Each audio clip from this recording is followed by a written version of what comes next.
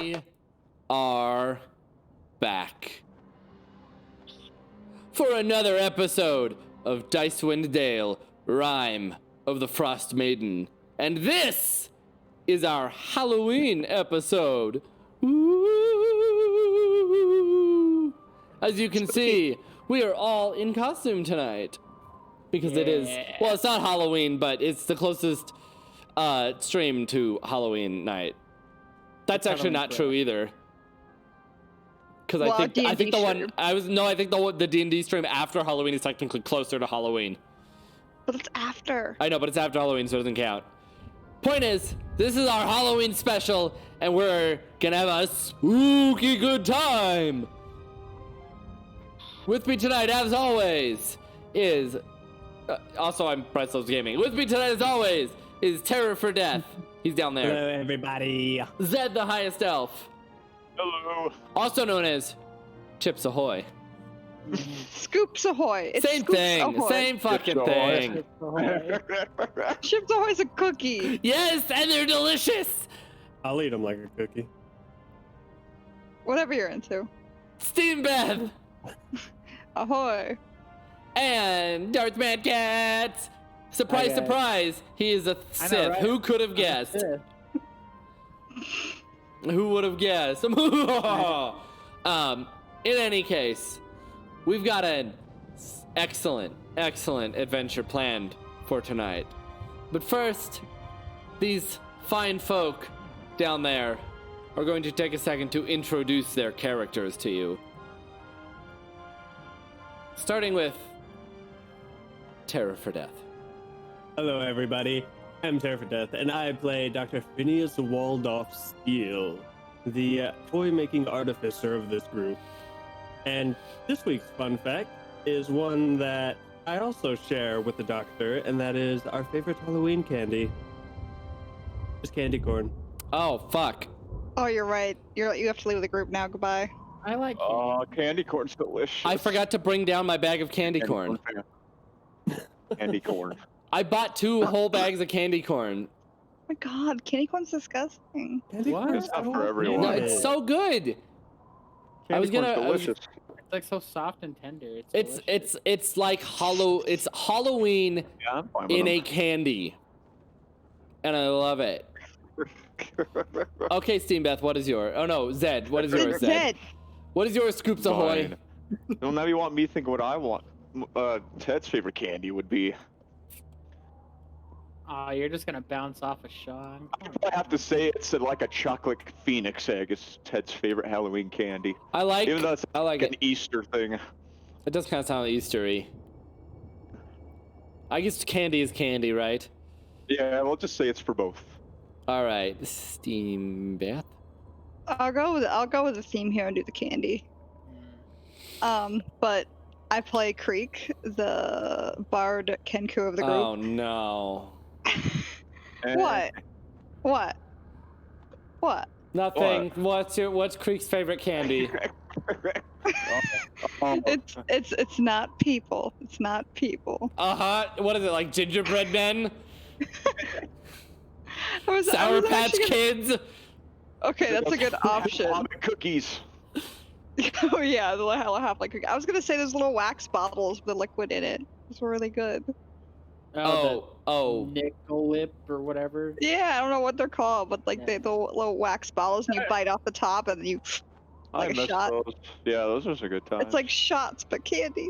the dollar store has a shitload of them. Okay, Darth Mad Cats. What is your fact for the week? All right, so I am Darth Madcats. I play Lenara Whisperwind, the rogue, and You're not a rogue. Ranger. It's like, wait a second.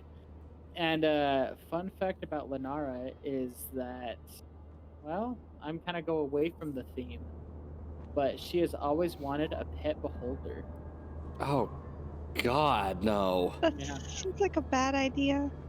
She knows it's a bad idea, but she She knows that no matter beholders are way smarter than she is. She would be a beholder's pet. It would be like a relationship with a cat. Yeah. Yeah, the Very cat is true. definitely way smarter than you. I mean, Yeah, they don't have to work. They just gotta eat and sleep all day. Yeah, cats definitely get the best end of the deal. All right. I am Bryce Loves Gaming. I shall be your dungeon master for the evening. Syrinscape. Oh, right. I also need to thanks, mysterious voice from beyond the beyond. We would like to thank Syrinscape. They don't sponsor us. We just love them, and they make all these fun sound effects possible, like this. What was that other sound? I didn't play that one. Sorry, I have gas. Accepted. All right, but the point is, we're gonna get into this because it is going to be a dark and spooky night, which is why we're going to start early in the morning. It has been a few days now since you have aided the town of Stillwater.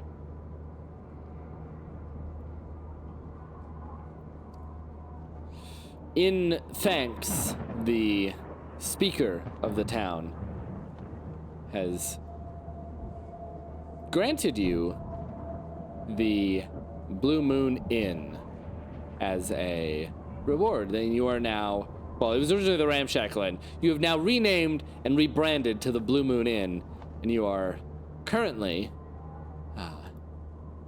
been open for a few days, and you're starting to see a few guests coming in. Recently, you killed the dreaded White Moose of the Lonelywood.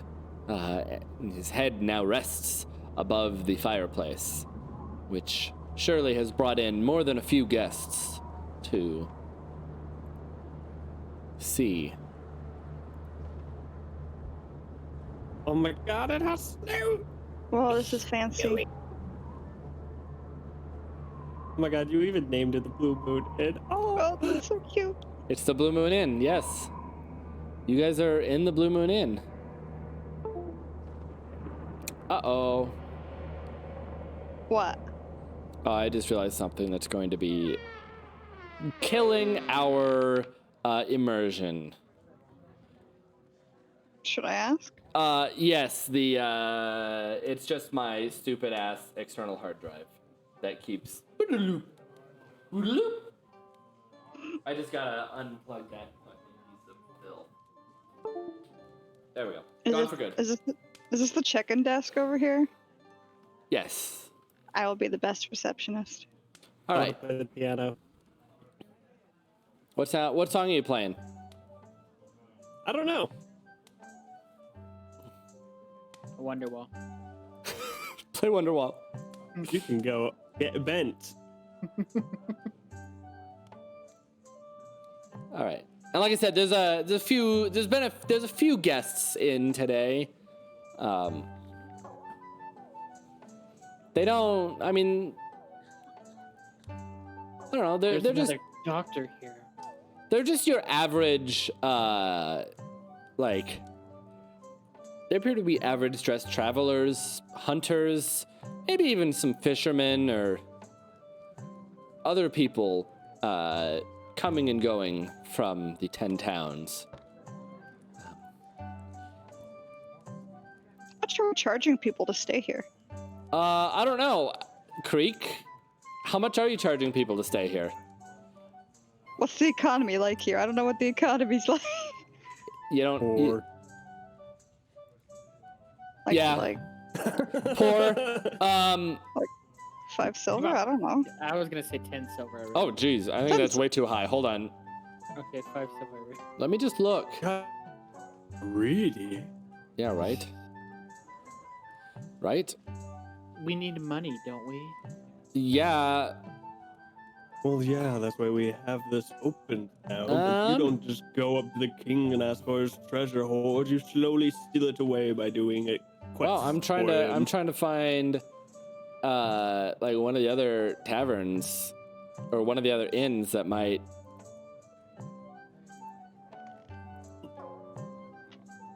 actually have, like, you know, their rates, but I can't find the rates. We'll just say 5 silver. That sounds 5 silver sounds reasonable. That sounds fair. That sounds fair. 5 silver sounds good. All right. So what do you guys? So this is still early morning. Oh shoot! I know what I actually forgot.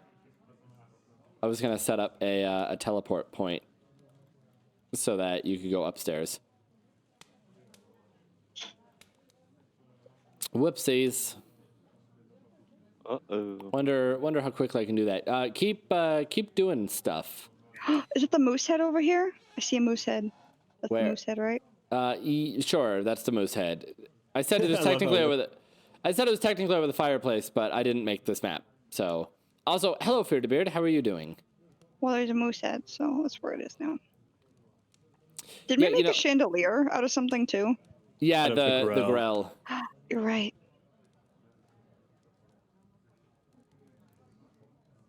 I seem to be missing a module. And that would be one of the problems. Let's see if I can get this quick. All right. So what do you guys do? What does an average morning look like for you?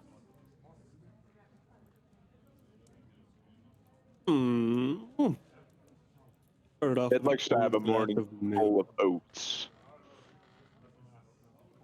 I want to try turning some of these geodes into like necklaces and shit. Oh, okay. All right. Do you have a skill proficiency in like gem crafting or something like that? So I can make my tools, and I am proficient in jeweler's tools. You know what? That is good enough for me.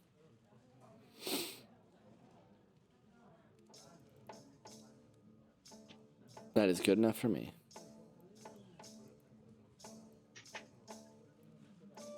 All right. So yeah, you can like. Is there what?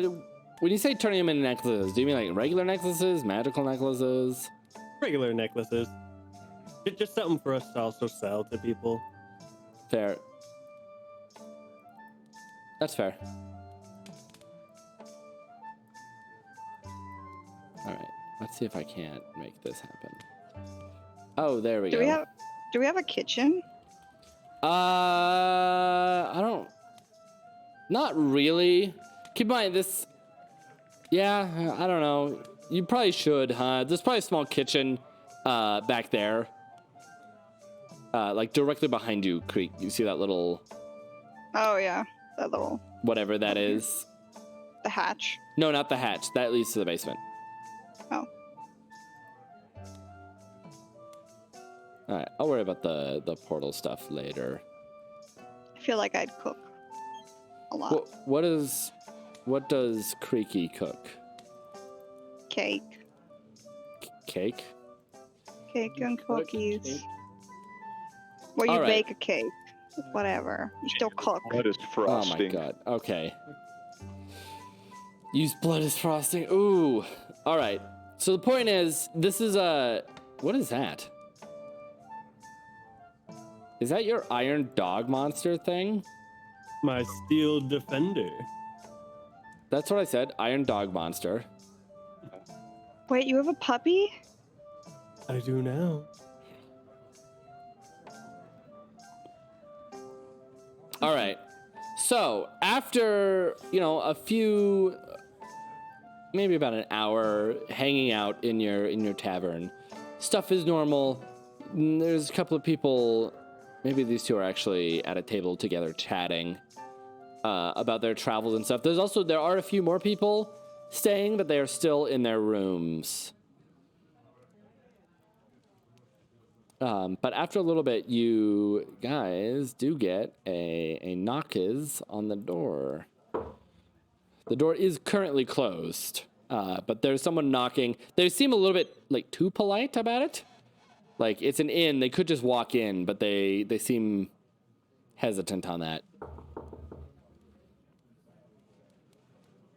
Who fucking knocks on an inn? Hello?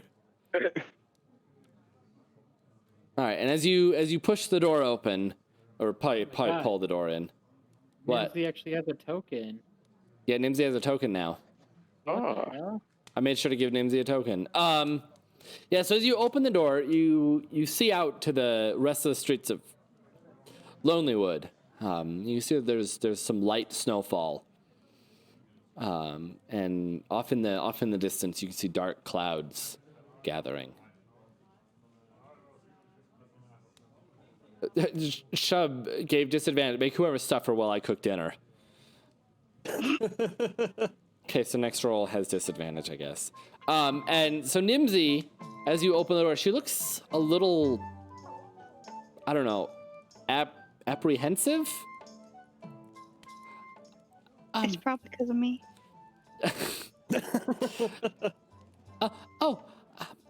Hi, Dr. Phineas, was it? Yes. Come Hi. in. Right. Yes. And she steps in. And she looks around the place. Wow, it is really nice in here. Looks Well, you did send a lot of people over to fix it up. looks almost like a real inn again. Now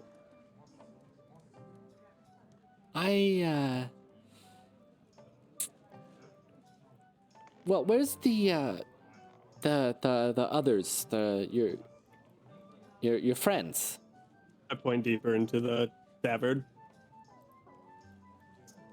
Two Yeah. of them are sitting around a table. And she turns around and looks. Oh, yes, of course. Well, we should probably, I don't know, talk with them. Oh. I think we need a meeting. Could we maybe, somewhere more? Could we speak upstairs? Actually. Ooh. Meeting. Secret tunnel. Secret tunnel. And she leads you guys upstairs.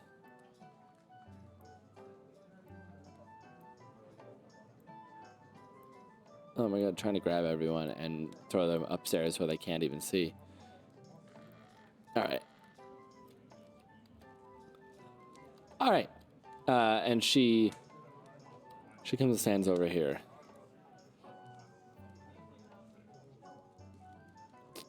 So, wait a minute. I feel like I missed someone. Zed or Ted. He's not doing anything anyway, so it's okay.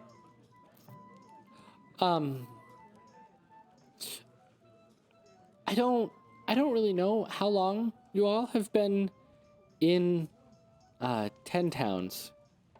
But I mean, I'm sure by now you know of the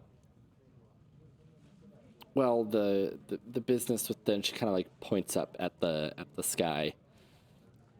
The eternal nighttime thing, freezing cold. The thing that's been happening for forever. A few months. With But- Ariel. And she looks at, and she like shivers at the name. Yeah, that. Well, what I'm getting at is, if you didn't know, every month, each of the 10 towns makes a sacrifice. They give something up in an attempt to appease the Frostmaiden. Well, that's apparently going well. Yeah. It's all we have right now, though. The large towns like Princhander sacrifice people, leave them out tied to a post in the cold. The more medium-sized towns, like Tourmaline and whatnot, they'll give up a day of eating. They'll fast for a day.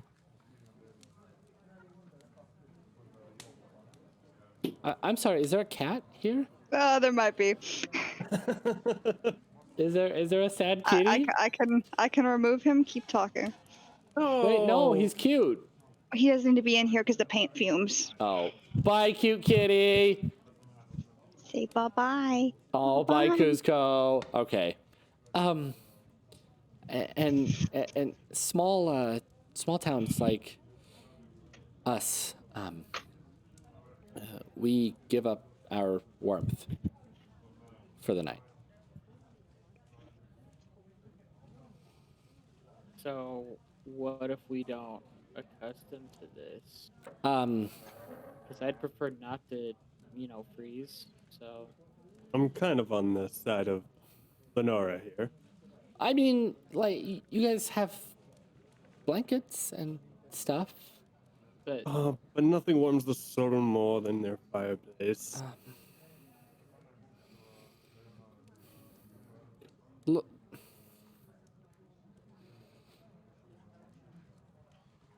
honestly, it's not working if you guys have been doing it for a couple months. No, it's- so- Maybe it's not working anymore. Because towns have gotten bigger and what what just happened? big. Whoa. That was, I don't know what you just said. All I heard is because towns have gotten bigger and then you froze, and then I heard dick. I don't know what you said, but whatever I heard was way funnier. Pretty much just every town's been upscaled in the eyes of the Frostmaiden. So maybe you're not doing the appropriate sacrifice for her anymore. I don't. We're not. Look,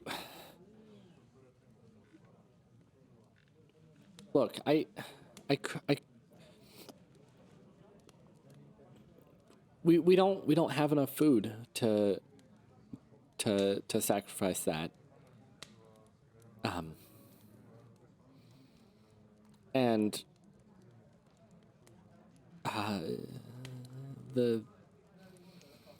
we're not gonna even consider the other. Who says you have to consider anything? Why do you anything? Why don't you just do nothing at all? Because think about how much worse things could be if we did nothing. It's already pretty bad. So how You're much right. the And how much sunlight. worse? Few hours a day. Obviously, she's not happy with your sacrifice.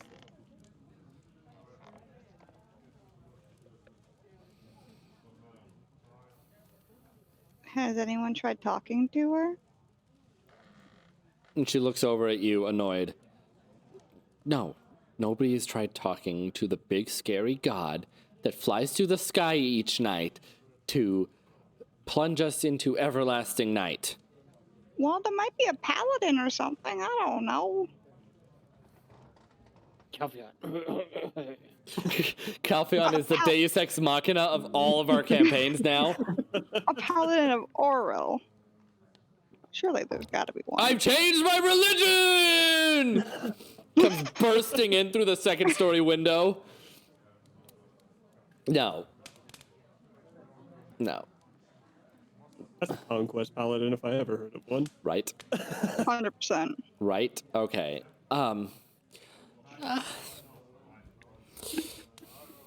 Look, I really need you guys to. It's just one night. You just have to put your main fireplace out.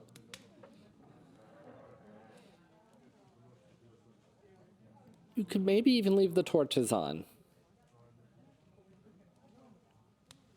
I'll look at Dark vision.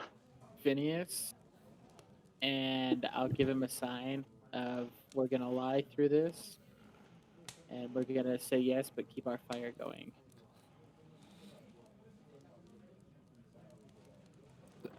And she looks around the room at all of you. And is that Yeah. a yes? Yeah, I feel like we're gonna do. Yeah, we'll give it a shot.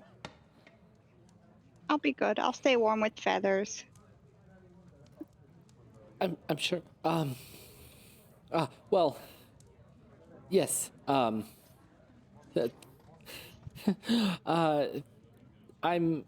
glad we can reach an agreement on this. With such horrible talks behind us now, how has everyone's been? How has business been in the Blue Moon? Seems to be quite well. People seem to like the new environment that we have provided to the town. It's always weird when Beth just disappears, but we can still hear her voice communicating from beyond the beyond. It was Cusco. I'm sorry. Also, hi Diablo Bob, how you doing? All right. Yeah. Well, I mean, I think displaying the head of the white moose. I think that really helps. Lots of people were, afraid, and it's a fun story, right? Group of heroes went into the woods and slayed a monster. As she's saying that, I'm rubbing my chest where it headbutted me because it's probably still sore. Oh yeah. It's not really a monster. It's just a moose that's white. Whatever you say. From beyond the camera. Also, Diablo Bob gave us wild magic on the next player spell and DM advantage. Thank you, So sir. we have one disadvantage on the next roll. Player Wild magic. disadvantage and DM advantage and wild magic. Right. Well, I better get back to my place. I don't know if you guys have been down into the basement of the place. Perhaps you could have all of your guests huddle down there. It might be warmer underground. It did look like there was a storm. I gotta. He writes this. I gotta. Yes, but if you're underground, you're out of the any wind and elements. Yes. It is typically warmer in like a super snowy environment under the ground than above the ground. Oh well, I better be going. I'll check in on you all in the morning. Okay. Sounds good. You have yourself a great night. Bring more cookies. Yes. Yeah, I can. I will. I'll bring some more halfling cookies. She says as she descends the staircase.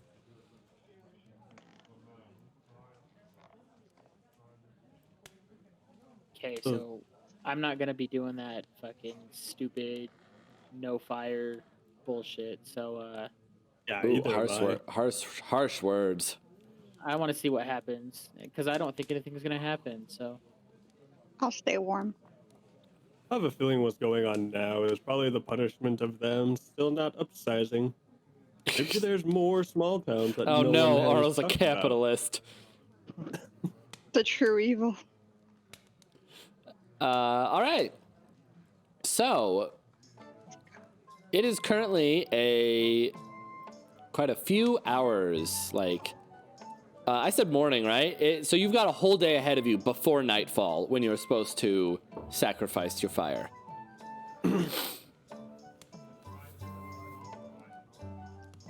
Are we still gonna get people in the basement? I mean, we could tell everybody that we're going to do it and get them in the basement. That way they can't rat us out. A good idea. or we could just kick him out of our inn. No, money. I hold up two coins. Ching, ching, ching, ching, ching, ching. Okay, that's true. And we'll tell them that we'll stay up on our main level. Just something happened.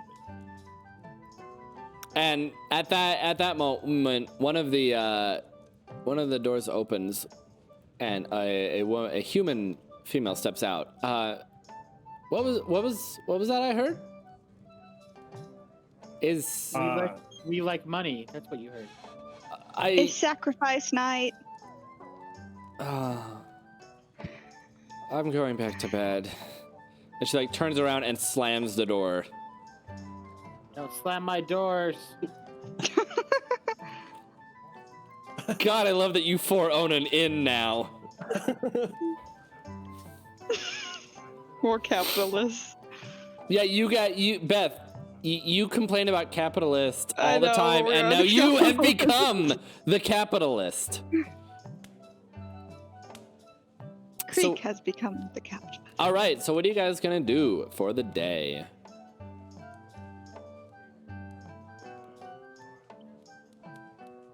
Any plans? It's up to you. Can I go shopping for a magical bow? Oh my How many God. times have you gone shopping in Lonelywood? I don't know. Maybe somebody got Oh, new stock and- or something. I don't know. Hey, Like we could go shopping again. shocker. Shopping for what? What do Shocker. we need? Did I make that thing I talked to you about last? Well, since you froze and I have no idea what you were gonna say, I don't remember. What is happening? I don't know, man. I don't What are remember. you gonna make? I don't know. Think This is about- weird.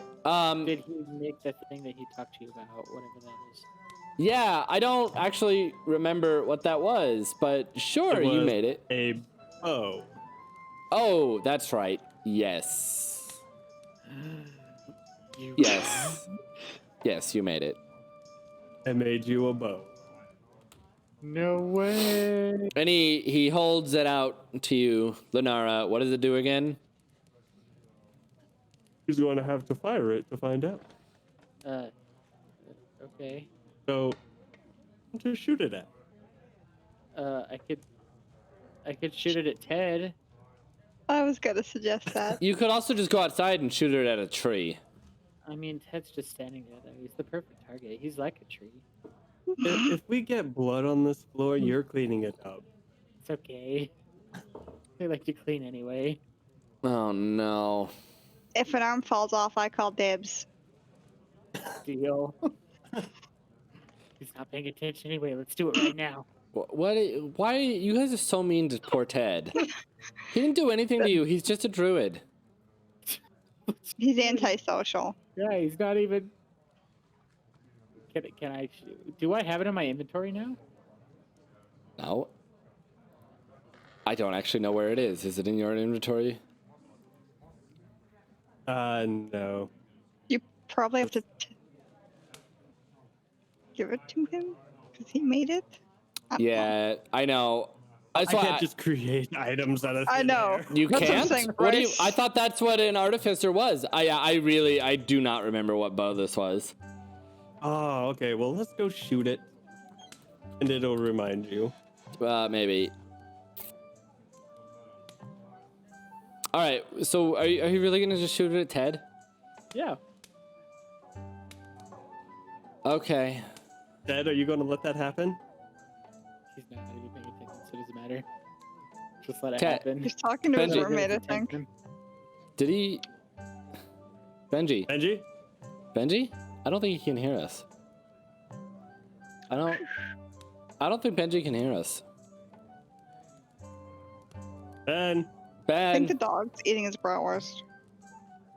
You're right. I think you might be right. Ben. Just shoot it at him. That'll get his attention when he sees damage. Come on. I mean, I'm not gonna tell you no. I think it's a bad idea. I'm not gonna tell you no. But you don't even know what the bow does. So You're right. I don't know what the bow does. That's why I'm afraid. Try it out on Ted. All right. All right. Let me stand back a little bit. Yeah. Oh. Ben. Okay. What? Benji put in the group chat. What's going on? I don't have my phone. Oh, did he? I'm not gonna say it out loud. Oh, okay. In that case, I don't want to shoot him. All right, you wanna just do my idea and go outside and shoot it at a tree Yeah. like a normal elf would? Yeah. Well, to be fair, I am half drow, so I mean, How do I? There's no portal here. How do I get downstairs?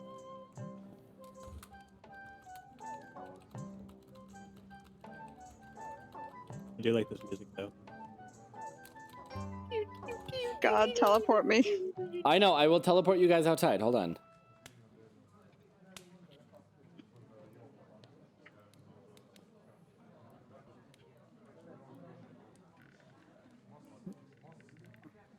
There you go. Whoa. Can't believe you made me a bow. All right, there you guys go. Did you ever make that stick thing with the stone that is I'm like gonna run outside. telepathic? No, because we haven't decided what it is yet. Yes. Oh, We haven't correct. decided what we're adding to it yet. Yes. All right, so. All right. So yeah. So you guys exit the Blue Moon Inn into the streets of Lonelywood. The inn is set a little bit away from the rest of the town. It's probably about a block between you and the rest of the buildings. So you've got a pretty open space. I'll back up. And you can hear off in the distance the slight beginnings of a storm.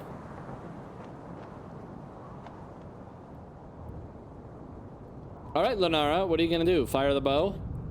Yeah. All right. So, do I just fire my regular bow? Yeah, just roll Yeah, it. just Yeah, fire just roll you. an attack with your bow. Okay.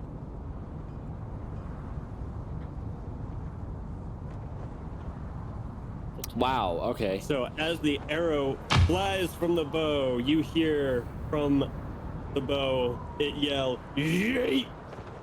Yeah. That's right. I remember now.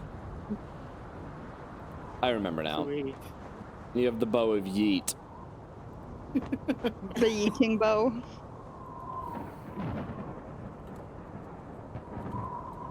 All right, and then I'm assuming you hand Lunara such a fine magical weapon. Yes. That's amazing. All You right. made me my bow. And as you guys stand out there, it is very cold. And for just a moment, the regular sounds of town seem to fade away, and all you can hear is the wind and the distant thunder.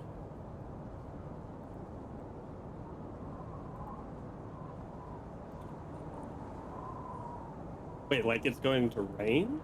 No, there's thunder. You can have thunder in a snowstorm. It's very rare, but it does happen. Ooh. Do I see anybody on the Did street? it not keep the name? It didn't keep the name. I renamed it as Longbow of Yeet, but it Oh, didn't keep it. I put a longbow in his inventory named Longbow of Yeet.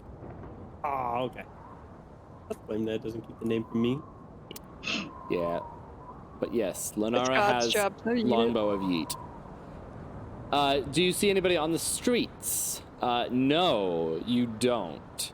However, that's not too unusual, given the nature of the place these days. Do we have enough supplies like blankets and stuff for all the patrons? Well, I'm pretty sure they could just take the sheets from their beds and their also, does it matter if you're gonna lie and not turn out the fire? Well, we're gonna put them in the basement so they won't know. The They're gonna fire's be still cold on down though. Yeah, they'll be coldish, but yeah, you're probably good on that. Okay. We need to find a way, because obviously fireplace, and I look up at the roof and smoke bellowing out. Yes, What do that we is do a about that? I honestly don't care. So, We don't want people knocking at our door and then we could tell them fuck off. We're closed. Simple as that. until they come in by force. And They're then gonna see the with my smoke. young glow of yeet. It's fine. I don't want to kill the town. They've been quite nice to us. It's true. They have. They've been very good to you guys. And girls and birds. Hey, I don't really think there's a way to hide that. I mean, it's smoke. You could say it's Ted puffing on his pipe. It's a lot of puff. He puffs up enough as it is. And as you guys turn and look through the open doors to the inn, and he's like sitting on a chair, puffing on his pipe. See, it's perfect. Everybody already knows. So I know it would be bad, as in we'd probably suffocate. But what if we covered Oh my. the chimney? Yeah. We would We would die. We would suffocate. Let's not do that.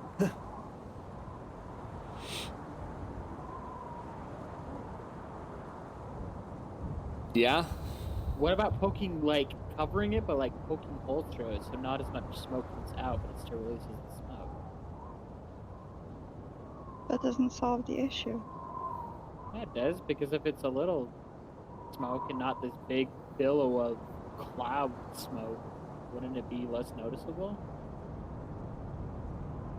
Maybe? I don't know. I'm not a smokeologist. Where's Ted? Ted! He's a little busy right now. What kind of wood do we burn in the fire? Lonelywood? I hate you. Because they're in the town of Lonelywood. It's What whatever. if we burn wet? Well, wet wood doesn't burn. Damp wood? I don't know. Ah, Do you not go camping? But But she kind of lives in the Underdark a little bit. I don't think she goes out much. also, what does everyone think about these epic snow effects? I love it them. is pretty cool. It's cool. I love it.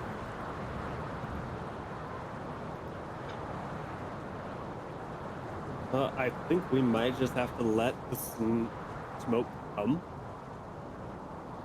And We could see also- what... We could lower the fire. That way it's not burning as big. I mean, it'll still provide a little warmth, but just not this much. I have an idea. I go grab a piece of wood off of a tree, and I write something on it, and I put it on the door. Do not disturb. I don't think. That'll Is an deter excellent people. idea. That is an excellent idea. Yes. Okay. I mean, sure, whatever. That works. All right. Yeah. You go like rip off a piece of bark and scratch on "Do Not Disturb" and slam it on the door. Good enough. That'll keep them out. That sounds fair. And you guys pull the door closed. What did I do? What? Oh, I did something, and I'm trying to figure out how the hell I did that. Oh, the dog's like linked to you. That was weird. It was like targeting it. Yeah, it's because I was fucking with that. But I like linked both of them together and was able to move them both at the same time. Oh, that's weird. Yeah, I saw that. That was weird. It was That's- cool though. So, Doctor, what is your dog thing's name? Timothy. Is it a toy? It is. Oh no.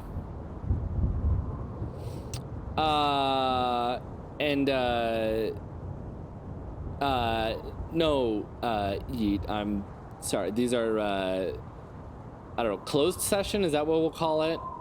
There's a specific cast for the show.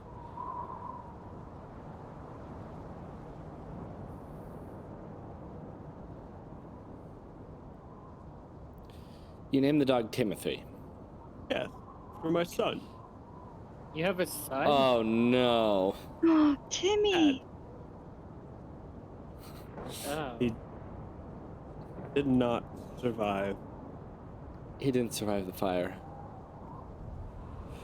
Wasn't a fire. It was a blacksmith. An oven, perhaps. Maybe one day we will talk about it. Can I pet Timothy, sir? Of course. I pet the puppy. Okay. Do I need to Alright. roll animal handling? Yes, Roland. It's not an animal, though. It's a construct. Does that You're count right. as disadvantage? No, Well, Good roll. you do have disadvantage, yeah. So what am I rolling then if it's not animal? Disadvantage animal handling. There we go. That way it doesn't really affect us that badly. Oh damn, they were both shit Sick. anyway. I have a feeling it's just tap, tap, tap. Yeah, tap, yeah. tap. You just walk up and just instead of petting it, you just starts slapping the metal, and it's just ting, ting, ting. And the dog just kind of looks up at you like, I love you. I don't. I look over at Phineas and be like, who the hell taught her how to pet dogs? Well, she's been on the sea, so just doing But I her would best. assume they have cats or something, right? but cats aren't You pet dogs. Yeah, but Pet a a cat a dogs. lot differently than a dog. smaller version than a dog. Plus, he's metal. He sounds cool when I tap him, and I'll tap him again. Ting, ting, ting. It does. It does sound pretty cool. Can I imitate a dog bark at him like, woof? Yeah. Woof. Yeah, you can. Sits there in silence. Why is there a door creak noise? Because I forgot to put you guys back inside. Because you guys are back inside the tavern. Well, we Okay. should probably let all of our wonderful patrons know that tonight is a night of sacrifice, and if they want to stay warm, to move to the basement. And the man at the counter turns and looks to you. Sacrifice? Where every town has to give up a little something to appease the god. I forget her name every time. Oriel. Thank you. She makes the blizzard go whoosh. And both the man at the table and or at the counter and the one of the two at the what is this called? The table turn and look at you like, what the hell is that thing's problem? You guys are mean. And the man at the table, and he kind of straightens himself up, stands up, straightens himself up, and adjusts his outfit, which you realize now is a rather nice looking fur coat. It is definitely well made. A man of fashion. And what kind of sacrifice are we talking? Well, Lonelywood, it is heat. We will be putting out the fireplace for the night. And the man with the beard at the table turns to you. So you expect us to just sit here in the cold? Well, you Surely can go, we'll freeze. That's why we are offering for everybody to go to the basement just for the night. The more people are there, the warmer you will all be. You can take any of the bedding from your room and use that. It isn't our choice. It is the town's thing. And it will be a lot warmer in the basement than it would be up here on the ground floor. Of course, free food for the night. And the kind of older man at the table turns to you. Free food, you say? I'm in. Where do I sign up? All you must do is go to the basement for the night. And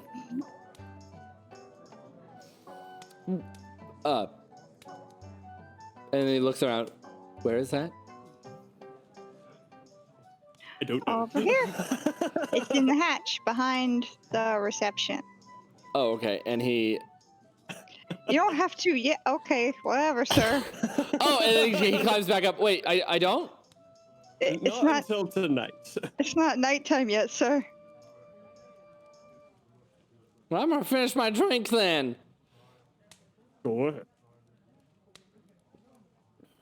And he goes back to his table, and the two of them resume their conversation. You know, there are more guests around the place. I'm gonna go upstairs and tell everybody. Are the horses gonna be okay out there? I see them. How do you see the horses? I don't Well, know, but for some reason we barely see the horses. I don't see them, but I see them. I know they're there. Oh, that's weird. I'm There's assuming no- we're all going to go to their rooms and let them know. Okay. Knock, knock, knock, knock, knock, knock, knock, knock, knock. Oh my god. Yes. So You indeed go to them all. You let them know. They're all reluctant about it. Only the man with the beard. He seems even more reluctant. But there's about 6 patrons. A lot of warlock. Oh my god. So about 6 patrons to your inn. Is that better? Yes. Okay. Can't believe I have to be that specific with you. I just Or giving just- you a hard time. We're I just know. jerks.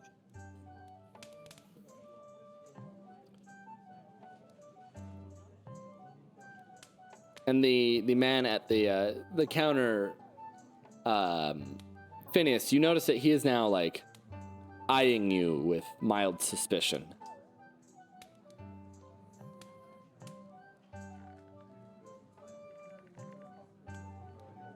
Is everything okay? And he eyes you a little bit more before you seem like a respectable fellow. You as well. And he looks around and leans in a hushed tone.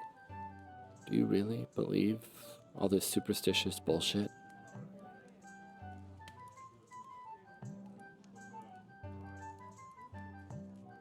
No. You strike me a learned man.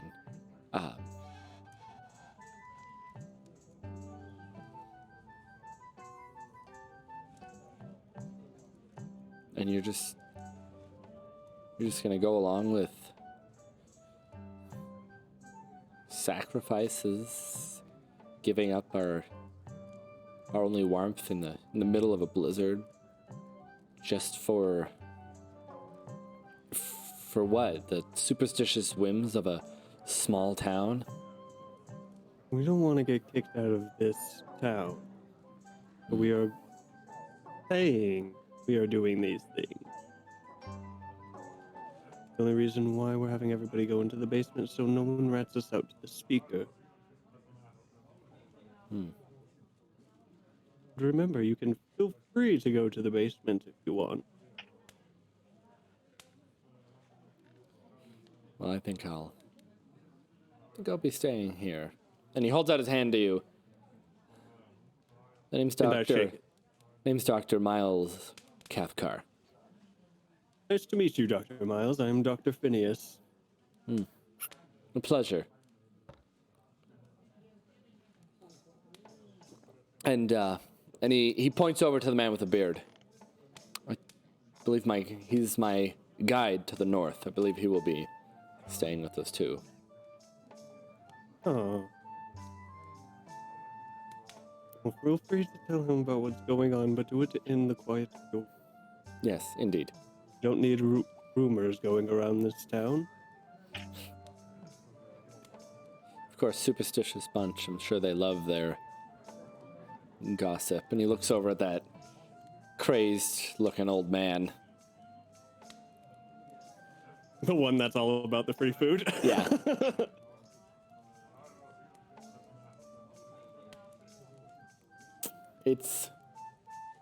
It's nice to talk with a man of intelligence and class up here for once.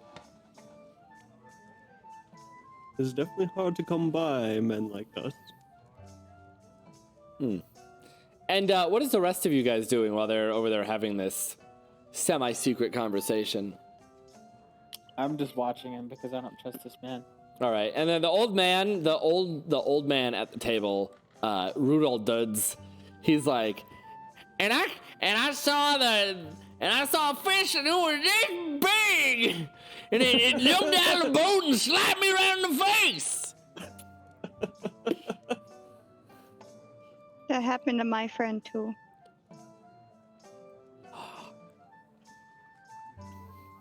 And And you know, they say there's a beast out on the lake. They say it's the size of 10 boats and could sink one in a single bite. I'm gonna look over at Lenara and be like, "Is that what we saw?" Maybe. So you saw the famed beast of Mare Alden? It was big. I don't know. Tell me, what did it? Was it? Do the stories do it justice? Was it? It swam. Oh, incredible! You knew it swam. And he immediately just goes back to his drink. Oh my god, we get some stupid patience sometimes, and I just roll Oh. my eyes. Old people are weird. Welcome back, Diablo.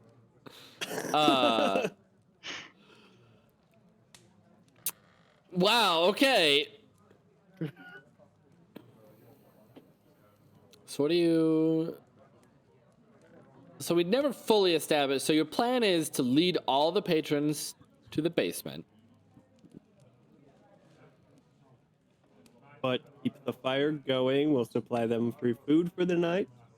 They can take any beddings that they want with them. Okay.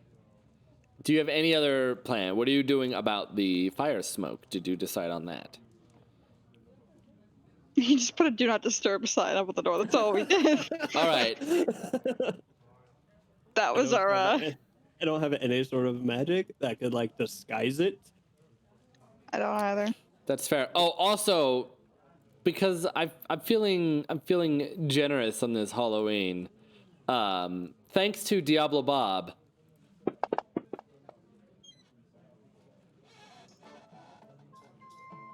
Butterflies and flower petals flutter in the air around you, Creek, for the next 10 minutes. Wee. Oh no, sorry, for the next 1 minute. Wee. I'm just running around like chasing the butterflies. All right, well that was the perfect wild magic. Wee. Butterflies. And the man with the beard looks up at this. He's watching a crow with a hurdy-gurdy strapped on their back, as well as like a sword, running around the room chasing imaginary butterflies. And it's just, this place is insane, isn't it? I bet you didn't expect a dinner and show. Wee. Get the blue moon in. I like hop over the tables. Gotta get him. Gotta get him. Yes. And he stands up. Excuse me, sir. And he kind of like he walks over to the counter, but you notice that as he walks, he has a slight limp in one of his legs. Is he coming up and talking to me? Yes, indeed he is. If Yes, hello, sir.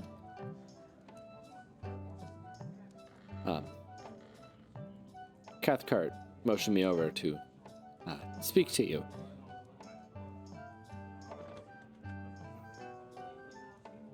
What are we speaking about? I don't know. And Cathcart looks to you and is like, the thing, and you can see him eyeing the fireplace. Oh. Yes. Sorry. All right. Man huddle. Okay, and he leans in and is like, this is the closest I've ever been to another man. No. But the fire will stay on. You are free to stay up here. You don't have to go to the basement. And he gives a sigh of relief. Just make sure you keep it between us. We don't want word going to the speaker and around town. Yes.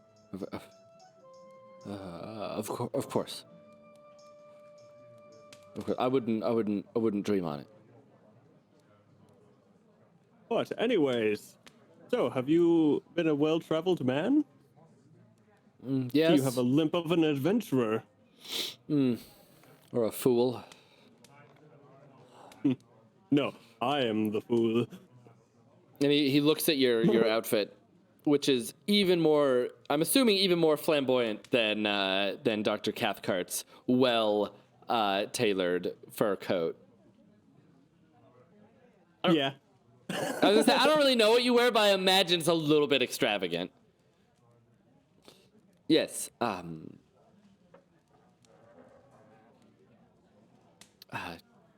Cathcart has hired me to guide him around hunting. He's going on a hunting trip. Oh, what are you hunting? And Cathcart leans in. Well, we were hunting moose. Word of the mythic white moose had stretched as far south as Luskin, and I thought, well, it'd be a fine prey. But upon reaching the town of Lonelywood, we learned of your establishment here. Sorry to have beaten you by a week. It you know, and he looks at you like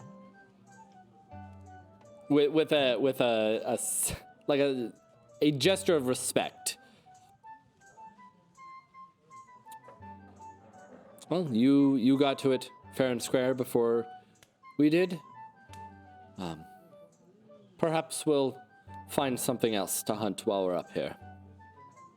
If you are looking for something challenging, that old man over there and the tales of the giant beast in the lake are true. I'm not a fisherman. Neither am I. One hit me in the face and I was done. A fish, not a fisherman. I like you, Phineas.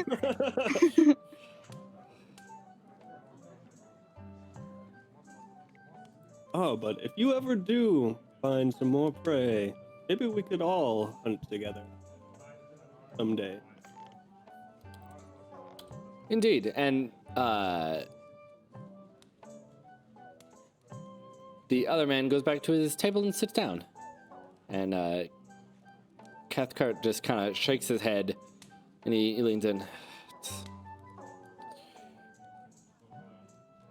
Frostbite. Lost most of his left leg.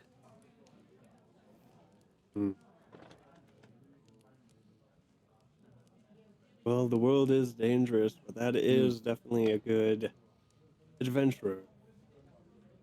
Yes, indeed. But that is why he's not a fan of the cold. I don't blame him. I hold up my hand to show that it's a prosthetic. Yeah, you got it. It's like a really dope prosthetic too. Fuck yeah. And what happened? Is there a exciting story about this? Actually, it has to do with the moose. And I tell him an extravagant story about how we had to dispel a very powerful magic thing. Oh, I thought you were going to talk about how like the moose like bit your hand off or something. No, in order to kill it, we had to sacrifice something, and that something happened to be my left hand. The only thing that could make it so it could die. So the moose was... And Creek is still running around chasing these butterflies. Correct. So the moose was magical? Yes. Fascinating. An actual... Seem to have been working with Ariel, this god. Even spoke common. A moose speaks. Fascinating.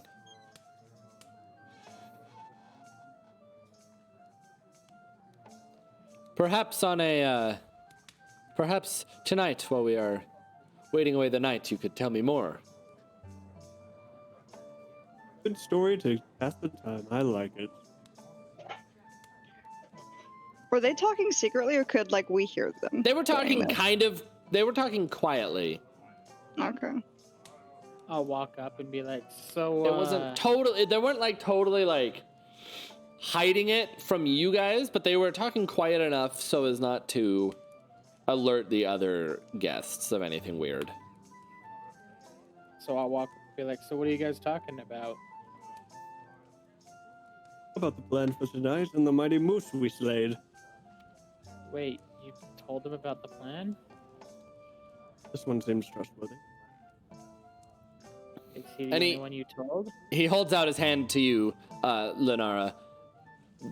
Dr. Miles Cathcart. I hold out my hand and be like, Lenara Whisper went. And And then I he- look over at Phineas and be like, so did you tell anybody else? And just his guy. I touch my face as if I'm trying to mimic a beard. Okay.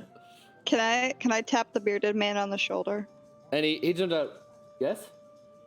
I'm gonna pluck out a feather and give it to him and say, "This will keep you warm." And he And takes then- it and looks at it. Okay, bye. And he looks back Good at luck. you. And he looks over to you, Phineas, with just a confused look on his face. And I do a gesture of like a child and hold up 5 fingers. Ah. And he just kind of like sets it down on the table in front of him.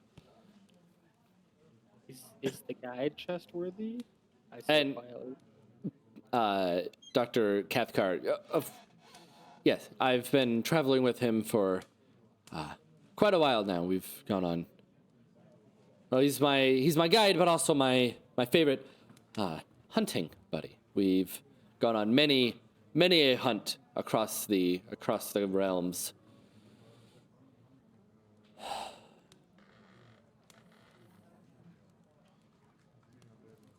I know you're gonna keep this between you two, right? Yes. Because I won't hesitate to put an arrow through your throat if you lie to us. So. Oh, I Wow. see. Well, I just really I- don't want things to be screwed up. So Yes, I shall not tell a soul. Just me and DeFago. Can I play Tiptoe Through the Tulips on the piano? Sure. Yeah. Do I do performance? Yeah.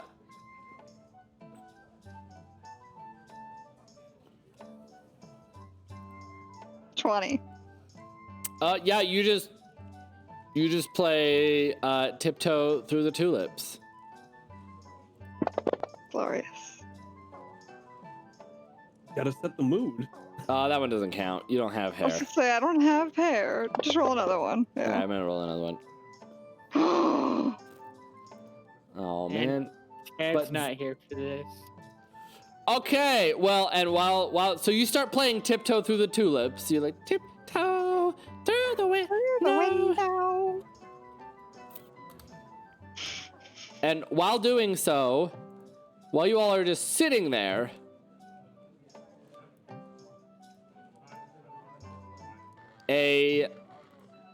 where is it? A unicorn poofs into existence behind you. And Cathcart, DeFago, and Duds, the old man, all like jump in shock. It's okay. I'm a- Weird things like this happen all the time with us. And I'm gonna he call you Duchess. and he looks at you. All, but nobody cast a spell. It just appeared out of nowhere. It does that sometimes. It's either a blessing or a curse. Weird magical things been happening around us for a couple Duchess? weeks now. is a blessing. Do not mock her. I'm gonna pet the unicorn's mane. Okay, you do that. It's soft. Glorious.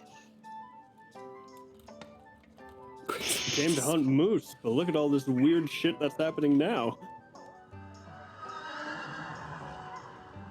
God, that sounded like it was going to be terrifying at first. I know, I wasn't clicked it, I was terrifying. like, oh no, did I click the wrong sound? Yeah, that like started out ghost terrifying. horse. Yeah, that started out really scary. Didn't like how that started. Okay. All right, and as you guys have been talking, it has been getting later and later in the day. It's approaching what would be late afternoon.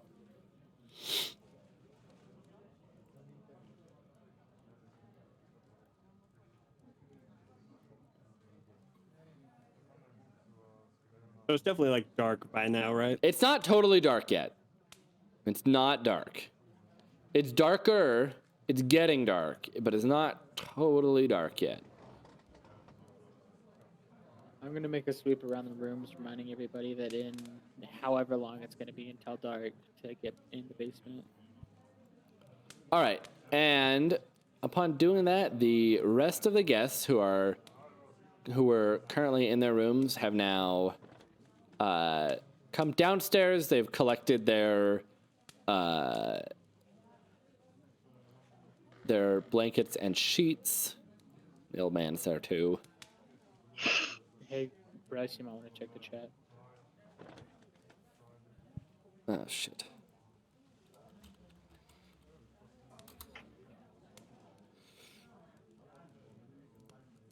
Well. Oh. We can just stuff Ted in the basement because he smoked too many herbs.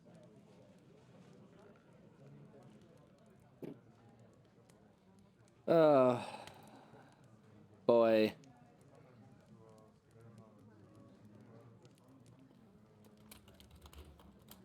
He sure did. Yeah, he's going to have to.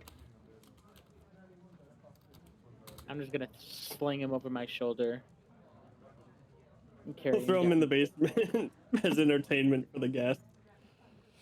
Here, guys, throw charcoal or something on it. I don't know. And the unicorn disappears. Bye, Duchess. I'll miss you. You are my friend. Okay.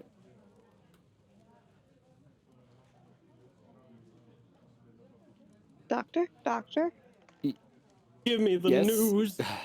I got Yes? a bad case of loving you. Yes? What is it? Small one.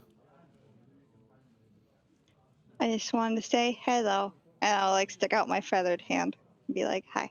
And he reaches out and shakes it. Dr. Miles Cathcart. And you are? Creak! And I'll make like the door creaking noise while I imitate it.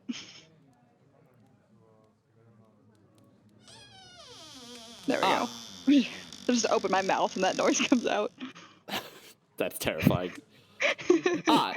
Yes. Creak. And he looks at you. And you three run the place? There's usually 4, but he's kind of passed out right now, so. And he sure is. And he turns to look at Zed, who is just slumped over. The stress of running it in that's gets to one. him. Yes, all right. Well, and at that, we're going to take a short break while I sort out the cameras. And we will be right back with whatever is about to happen next. Maybe nothing.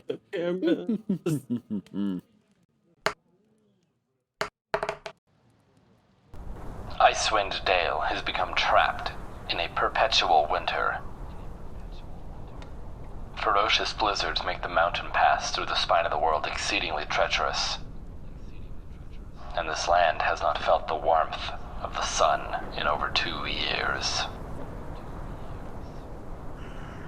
In fact, the sun no longer appears above the mountains, not even in what should be the height of summer. In this frozen tundra, darkness and reign as king and queen. Most Dale residents blame Auril, the Frostmaiden, the god of winter's wrath. The shimmering aurora that weaves across the sky each night is said to be her doing. A potent spell that keeps the sun at bay.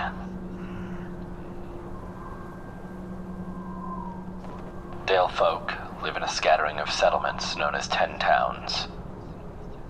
The drop-off in caravans coming from the south and travel between settlements in this never-ending winter has left everyone feeling isolated. Although each town is resolved to appease the Frostmaiden with sacrifices of one kind or another, no respite from winter's fury seems forthcoming. For adventurers such as yourselves, 10 towns is a place to test one's mettle, and in the spirit of heroes who have come before, leave one's mark on this frigid, blighted land.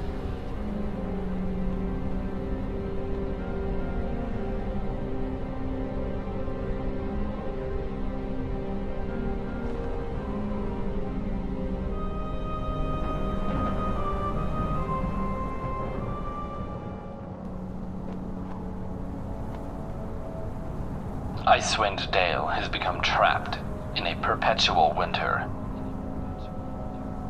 Ferocious blizzards make the mountain pass through the spine of the world exceedingly treacherous. And this land has not felt the warmth of the sun in over 2 years. In fact, the sun no longer appears above the mountains, not even in what should be the height of summer. In this frozen tundra, darkness and bitter cold reign as king and queen. Most Dale residents blame Auril, the Frostmaiden, the god of winter's wrath. The shimmering aurora that weaves across the sky each night is said to be her doing. A potent spell that keeps the sun at bay.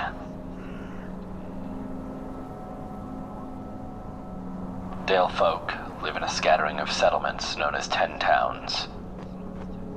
The drop-off in caravans coming from the south and travel between settlements in this never-ending winter has left everyone feeling isolated. Although each town is resolved to appease the Frostmaiden with sacrifices of one kind or another, no respite from winter's fury seems forthcoming. For adventurers such as yourselves, 10 towns is a place to test one's mettle, and in the spirit of heroes who have come before, leave one's mark on this frigid, blighted land.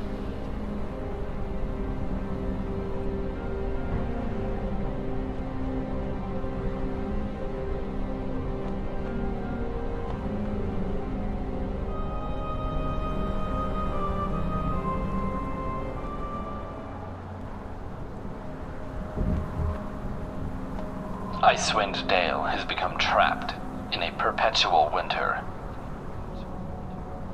Ferocious blizzards make the mountain pass through the spine of the world exceedingly treacherous. And this land has not felt the warmth of the sun in over 2 years. In fact, the sun no longer appears above the mountains, not even in what should be the height of summer. In this frozen tundra, darkness and bitter cold reign as king and queen. Most Dale residents blame Auril, the Frostmaiden, the god of winter's wrath. The shimmering aurora that weaves across the sky each night is said to be her doing. A potent spell that keeps the sun at bay.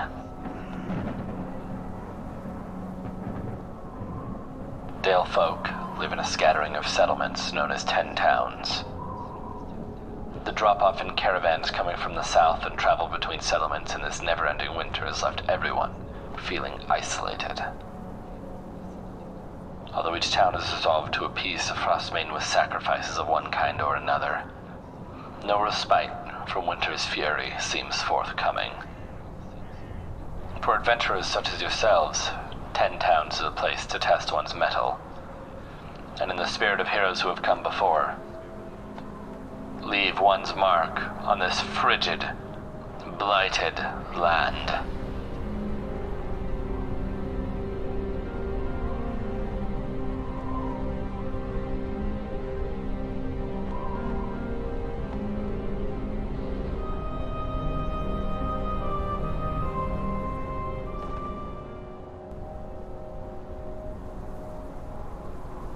Dicewind Dale has become trapped in a perpetual winter. Ferocious blizzards make the mountain pass through the spine of the world exceedingly treacherous. And this land has not felt the warmth of the sun in over 2 years. In fact, the sun no longer appears above the mountains, not even in what should be the height of summer. In this frozen tundra, darkness and bitter cold reign as king and queen. Most Dale residents blame Auril, the Frostmaiden, the god of winter's wrath. The shimmering aurora that weaves across the sky each night is said to be her doing. A potent spell that keeps the sun at bay.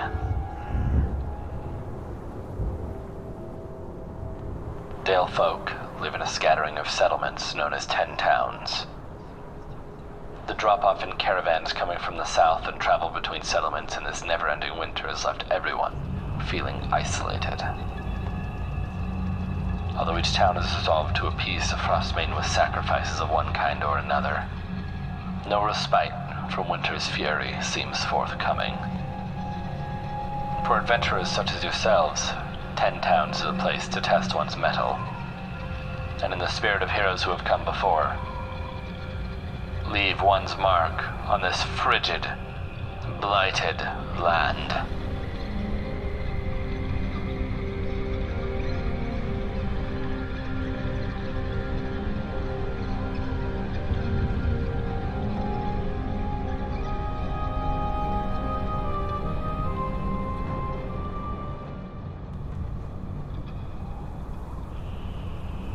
Dicewind Dale has become trapped in a perpetual winter. Ferocious blizzards make the mountain pass through the spine of the world exceedingly treacherous. And this land has not felt the warmth of the sun in over 2 years. In fact, the sun no longer appears above the mountains, not even in what should be the height of summer. And we're back. Unfortunately, Ted, the lowest elf, will not be able to make it for the rest of the episode. But we should see him. Hold up. Beth? Oh, okay. What? Okay, it's Roxas on your shelf behind you. I just see this little tiny figure that is perfectly illuminated above a black background. I actually thought that was an open doorway. Big Bethany's behind you. I got little brownies coming in. I have a Etsy Auditory figure too. You just can't see him. Yeah. Okay. But yes, we're back for some more Dicewind Dale. Benji will not be finishing the episode with us, but he will be back next week. So, he's just going to spend the night, keep watching over the guests in the basement. All right. So is it nighttime now? It's not quite nighttime. It's like it's getting close to dusk.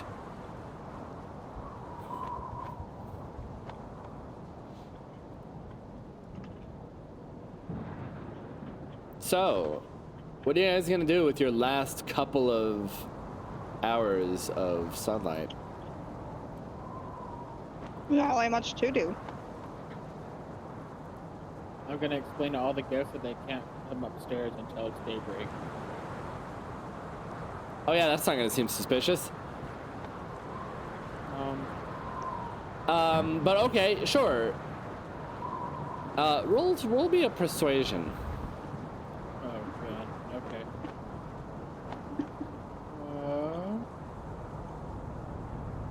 Yeah, 5.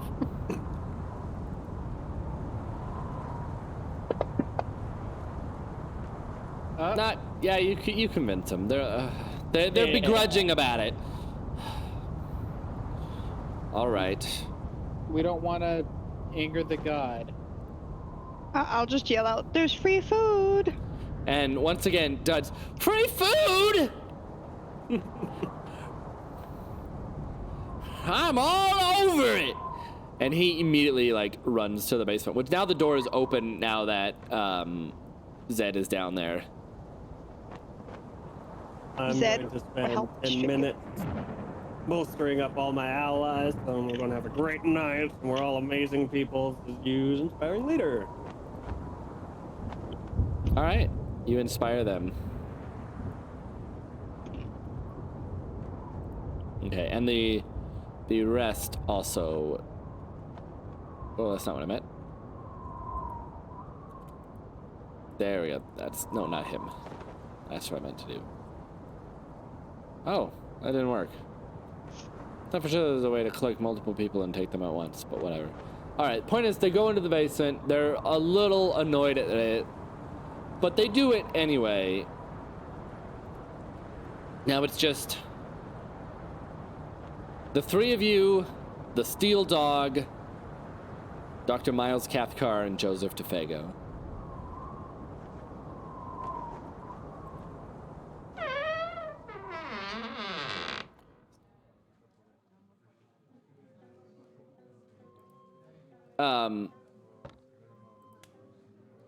Yes, and while you guys, like I said, it's still dusk, it's not night yet. You get another knock at your door.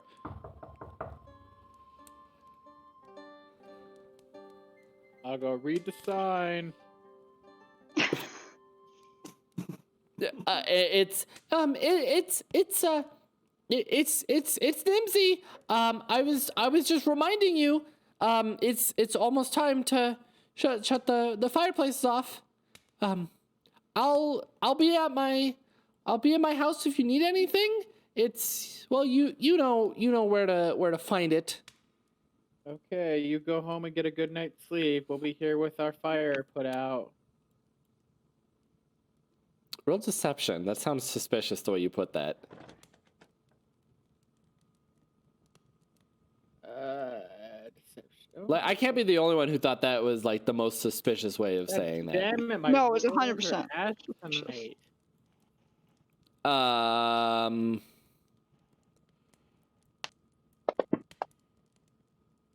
Yeah, she doesn't buy it. She buys it. She's like, all right. Wait, she bought it? Really? Yeah, she buys it. I trust you. I'll come check on you all in the morning. Okay, good night. And you, as you hear the crunch of her footsteps in the snow walking off, you can hear another low rumble of thunder off in the distance. Thank God, don't people know how to read a goddamn sign? Do you not know how to lie? No, I don't. She didn't give us any cookies. She said she'd bring cookies in the morning. But what am I gonna do tonight? Make food for the guests downstairs. I'll reach across the bar and pull off a thing of rum and be like, here. I love you. And the doctor's like, he looks to Phineas and he's like, I thought you said it was a child. In her mind, physically she's of age. Well, yes, of course. I'll go sit and drink the rum. And you hear DeFago. Sounds like a storm's coming in. Seems like it might be a bit nasty. Now, just in case Oh, that's nasty. some weird shit does happen. I'm not saying these superstitious people are right. You guys need to go into your rooms or something. Probably be good to go now.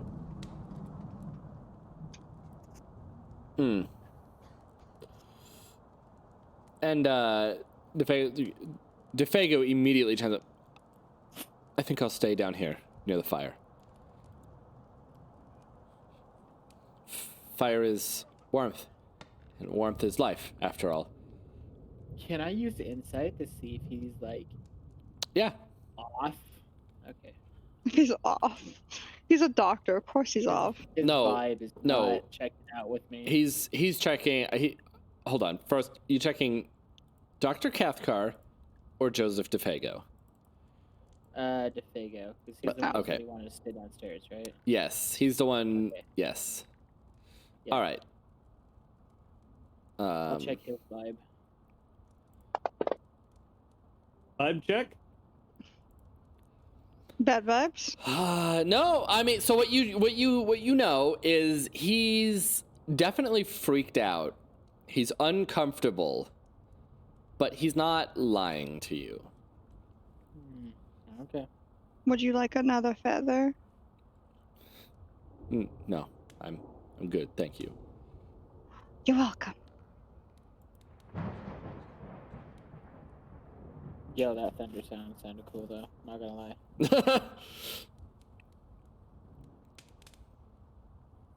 And as the thunder claps, he looks up. Thunder in a snowstorm. It's not Can I do a vibe check on the doctor now? usually a good sign.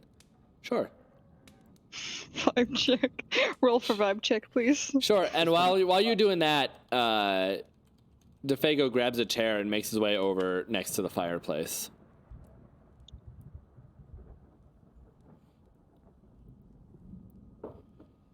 Better not like start fucking melting or some shit. Oh my god. I'm gonna sit next to him on the ground. Okay, vibe check onto the good doctor.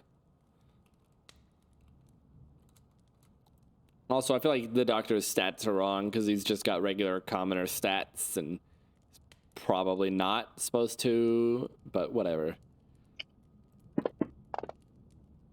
No, he seems like a genuinely trustworthy guy. He doesn't seem like he's lying to you about being on a hunting trip. All right. Dr. Miles, Yes. what are you, a doctor? Ah.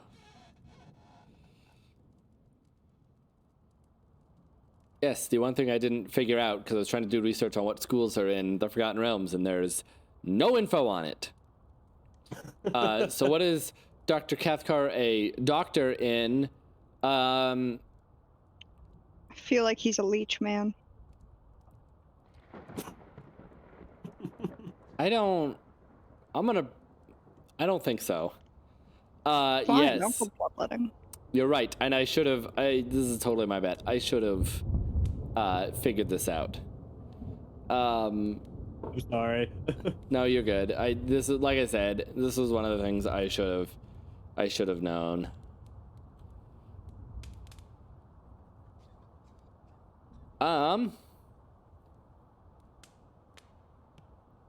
Well, since he's a hunter, he could study human animal diseases.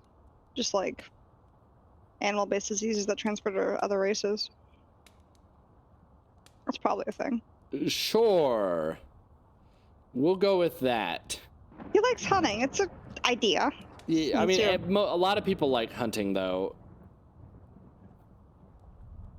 He's an animalologist That would be a biologist or whatever. Yeah, well, you know what? We'll go with that. or a zoologist. Go with not a zoologist. They like animals. We'll go with a biologist.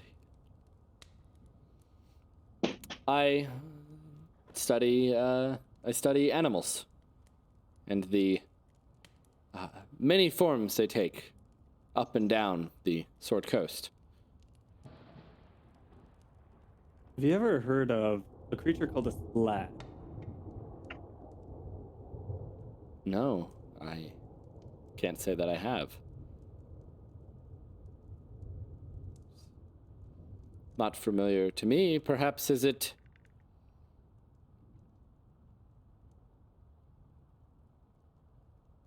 Is it from this...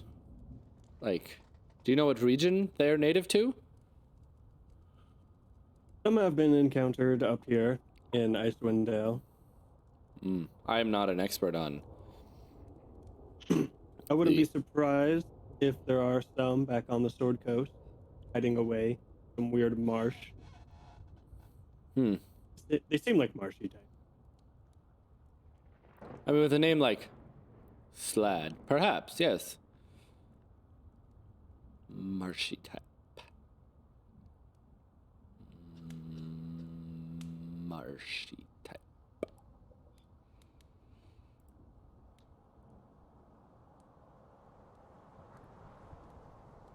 And while you guys are talking, it is getting later, and you can see, and hear the wind is starting to pick up. And the snow is indeed getting worse. Oh god, the snow sped up.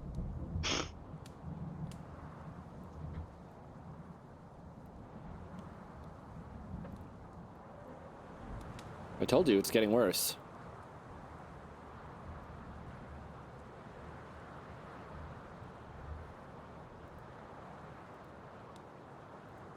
I guess we'll all just sit around the campfire, singing our campfire song.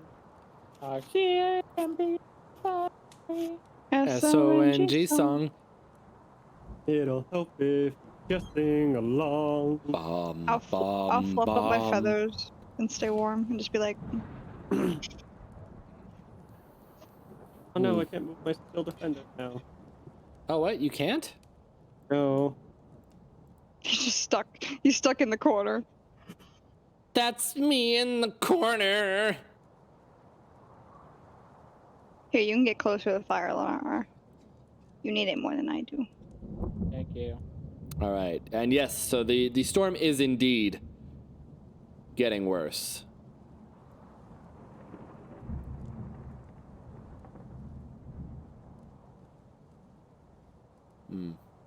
It is... What a terrible night for them to expect us to put out our fires. And they do this once a month.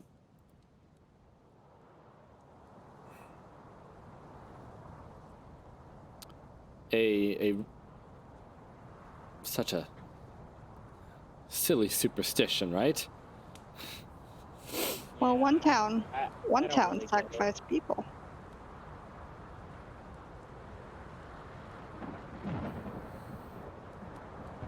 I would say giving up your warmth is sacrificing people as well.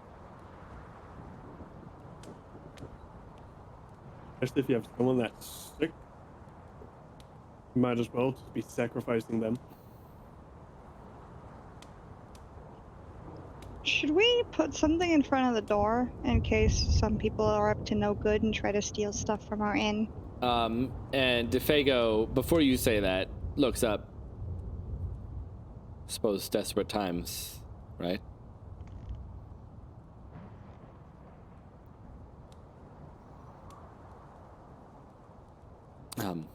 But we could. I don't know if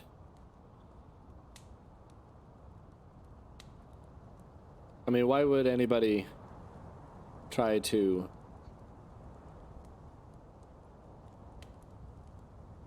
get in? I mean, you'd be surprised. And he looks at, like, all of you.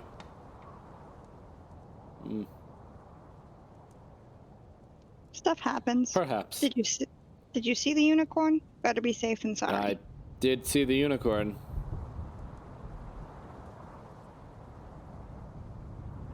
Still not Pretty sure bad. what was up with that. Don't question it.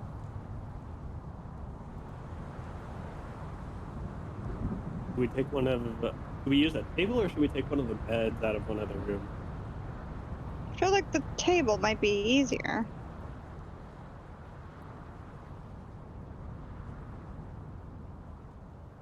All right, so you're gonna drag a table over to the door? God. Yes. All right. Do you need You to roll guys- strength or anything? Where's No. the table? Yeah, no, you don't. Okay. It doesn't really matter, like, how long, like, how heavy it is anyway, because eventually you'll get it over there. You're not wrong. So yes, you guys drag the table over. I wonder if I have a table. I hope you have a table.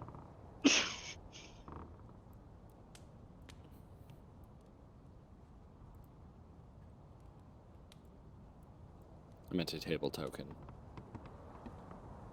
I know, I'm just giving you a hard time because I'm a jerk. Yes, I can't seem to rotate it easily. All right. There you go.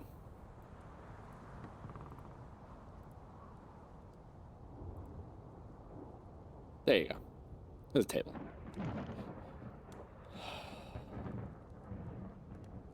Who's opening the door? I didn't know that was me doing that. I clicked it because I just saw it highlighted. Sorry. Ooh, I didn't know that was a thing we could do. Oh yeah, I and didn't know it there's was doors either. all around the place. Yeah, I Here, didn't know that either. watch. That's why I was confused when that popped up. Click the door. Oh, dude, Oh my that's so God. cool. I didn't know that. Oh my god. Told you I love the line of sight stuff. That's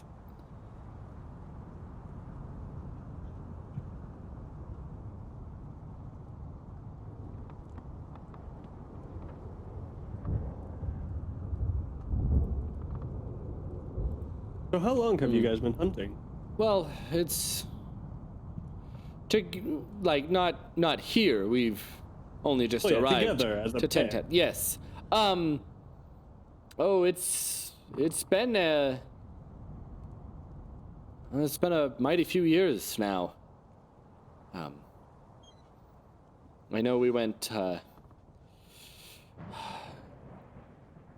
down along the southern Sword Coast. We hunted these magnificent large cats. And yes, it's been quite a while.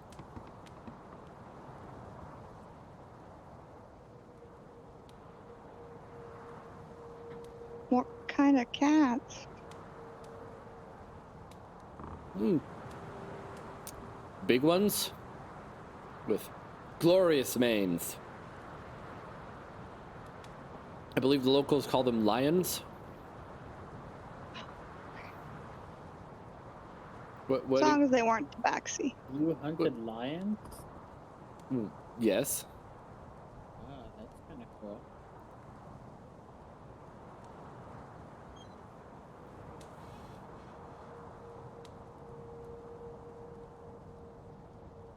Who's singing? And DeFago also looks up right when you mention that. You heard it too? Yeah. Sounded far, almost like a woman's voice.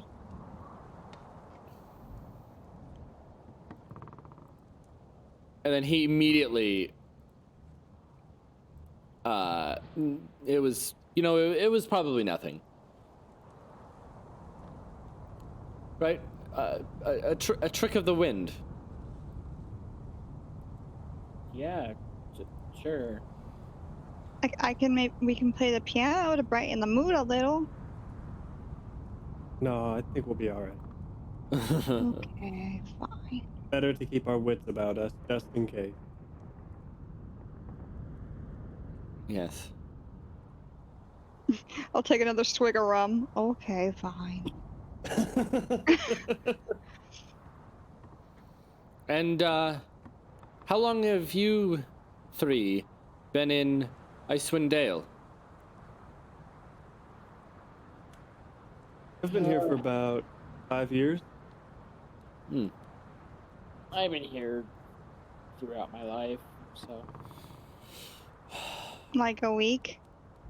However long we've been here, maybe 2. I don't know. Interesting. And have you, the ones who have been here a while, always called Lonelywood home? No. So, when I came into Dicewind Dale, I came with a group of adventurers through the spine of the world. Woke up one morning and they were gone.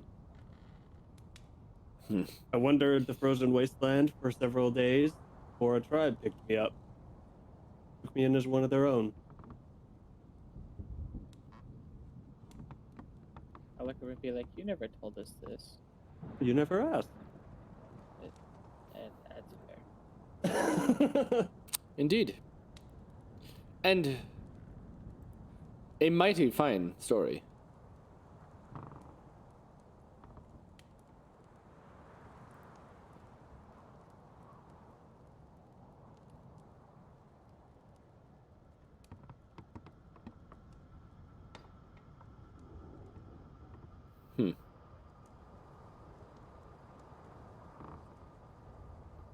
And Cathcart looks up this time. I'm sorry, did you hear that? Hear what? I didn't hear Sounded a door or window? I don't know how to describe it. It was just a high-pitched noise. It could have been a creaking window. Creek. Yes, creak. I'd go check upstairs. Yes, Maybe the wind pushed perhaps, open one. Perhaps we should check.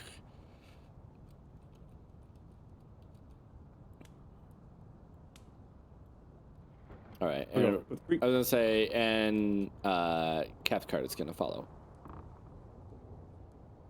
Boop. Don't forget the puppers. Boop. Boop. And the puppers. Oh, jeez. All right. Oh, I can't open this door. Oh, wait, now I can. Upstairs. What? Did you put us upstairs? I didn't put you upstairs. I didn't know that you were going. Oh. You didn't walk to the stairs. I did. I thought, what the hell? I took almost. Oh, it's the nice room. You're here now. There we go. All right. And as you guys look around, you notice none of the windows. Nothing seems out of place. None of the windows have moved. Nothing's broken.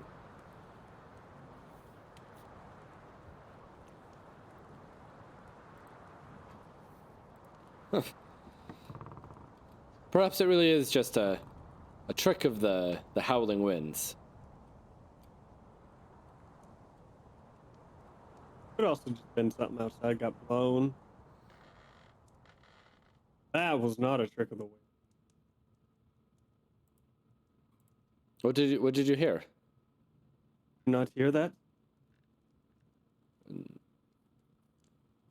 No. Door open?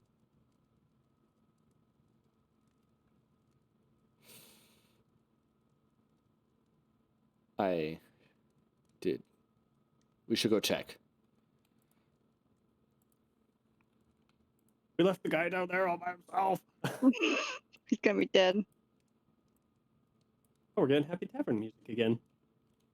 Oh, Jesus. I have no idea what actually happened. Wait, I'm not hearing Happy Tavern music. Yeah, my Syrinscape like didn't work. I'm not hearing. I'm hearing fireplace. I hear. Creak. Okay, hold on. I did hear the creak. That's not creak, but I hear creak. Yes. So what had happened, it looks like Sean disconnected for a moment. Oh. And then it reconnected him, and that's why you got out of sync. Where's Benji gone? He's having...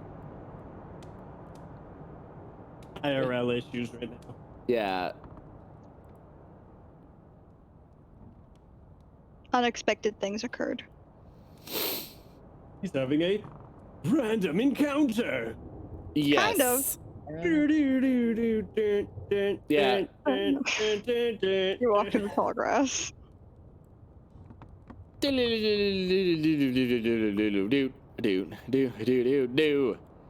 Can you teleport us downstairs, sir? Oh, yes, indeedy. And as Cathcart got down there first, you do hear him call, I think you all need to come down here.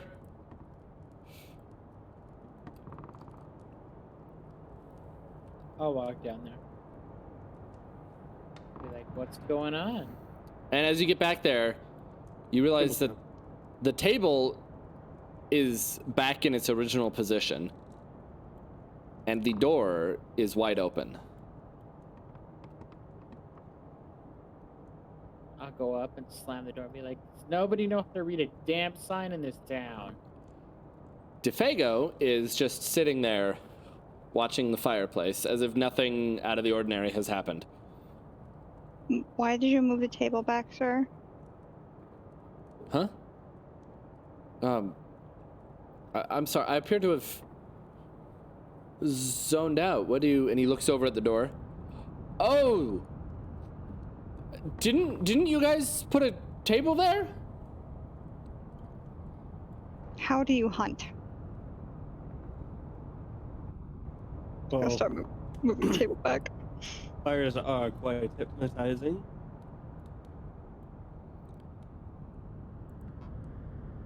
All right, and you move the table back.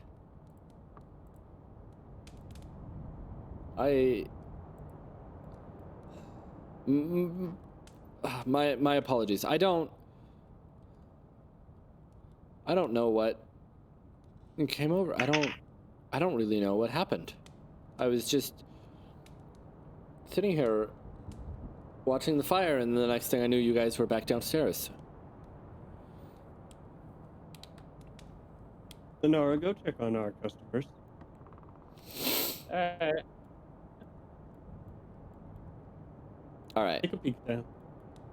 And Lenara, you descend the stairs and see that everyone is down there. Most of them are huddled in like small sleeping bags made from their sheets. And Ted, I mean, as always, is slumped in the corner, asleep. Well, I mean, Ted's looking fine. That's normal. How are the rest of you doing? What? We're fine. How long has it been? Is it morning already? No.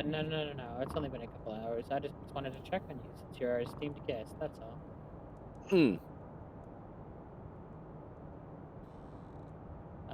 I just wanted to double check. You know, make sure are you guys good? Do you have enough blankets?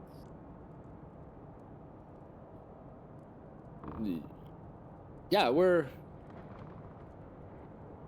good. Okay. And now remember, don't come back up until morning, okay? Yeah, and they all like give you the shifty eye because they know something's up. Yeah. Okay. Ted will watch over you. And they look over at Ted, who's Sound asleep. in the corner. And the crazy guy's like, he fell asleep moments after getting down here. Yeah, he's still aware. Don't worry though. And then I just run upstairs and I shut the. Isn't The he an hatch. elf? Doesn't he meditate? Don't question it. It's funny. Hey, remember, Alcade likes to sleep to time travel. That's true. All right, and you come back upstairs. Yeah. And be like, yeah, they're fine down there. I mean, they're still suspicious of why they're down there, but they're fine. So. Hmm. Freak, do you make them any food? I can go make food. We did promise them food. I know. Oh, okay, what was that noise? I don't like that noise. Oh, and Cathcar immediately. Whoa, what the hell was that? I don't know. Probably I some can't creature of the night. I can't move my token. There we go. Yes, hold on. That didn't sound like a creature. Well, when the town doesn't have any other warmth going on, probably looks inviting to something trying to take shelter there. No signs of human life. If I was an animal, I would wander in.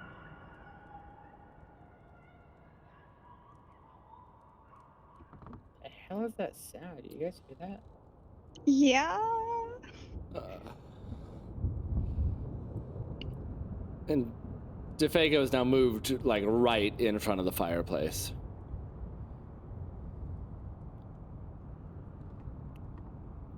Is he just silent watching it, or is he like mumbling to himself? No, he's just silent. He's just watching it. He's warming his hands occasionally.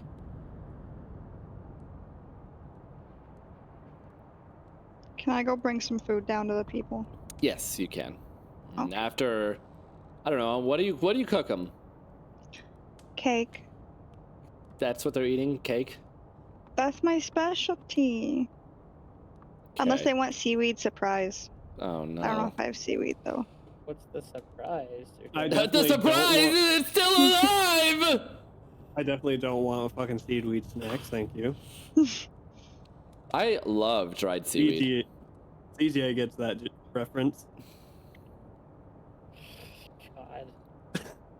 Poor Ron. The surprise is like Soylent Green. Oh my god! Oh my god, it's coming from Creek. It has to be true. It's true.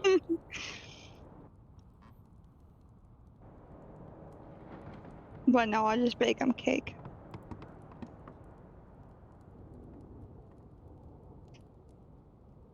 And like I assume I can give them like fruit and veggies and stuff that we have. Any like snacks that we have. Yeah.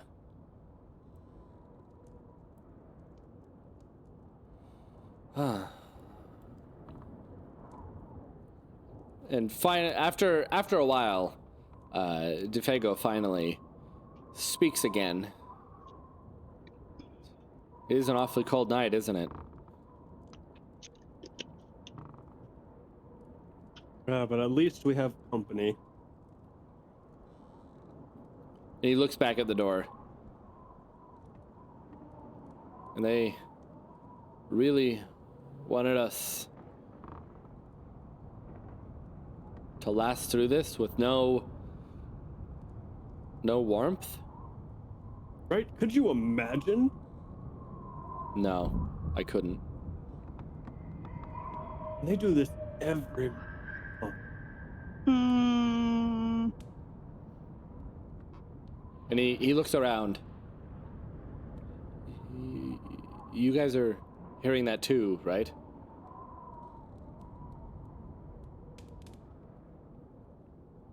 Mm-hmm. Yep. Yeah. At least I'm not going completely crazy. I'm assuming it sounds like it's coming from outside.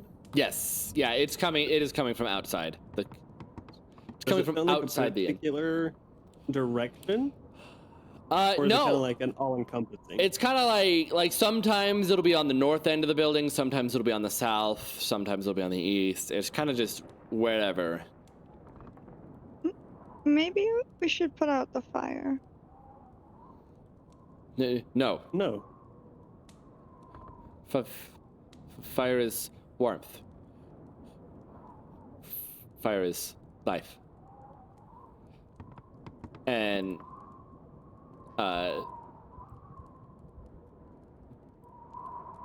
Cathcart puts his hand on Creek's shoulder, and he kind of like bends down a little bit to be at eye level with Creek. He lost his foot while we were on a trip up Ice Spire Peak. Frostbite.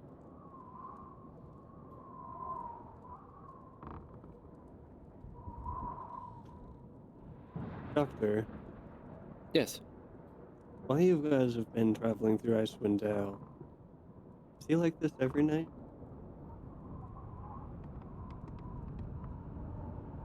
Yes. Oh, okay.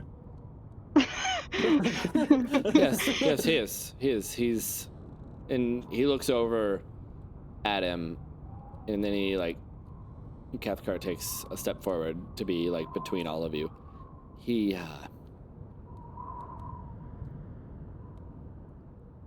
I don't know the right wording I want to use. He's very weary of the cold now. I don't blame him. I'm not exactly sure what happened the night that he, I was asleep in my tent. The next thing I knew, I heard him screaming. But I couldn't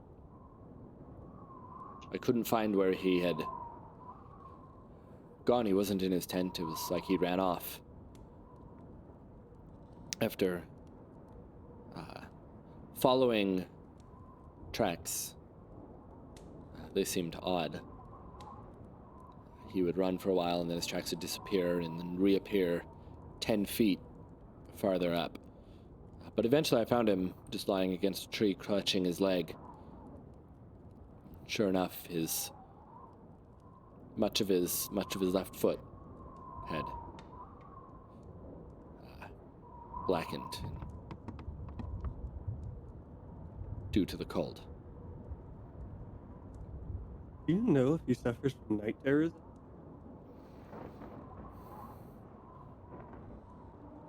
Some nights I hear him crying in his sleep.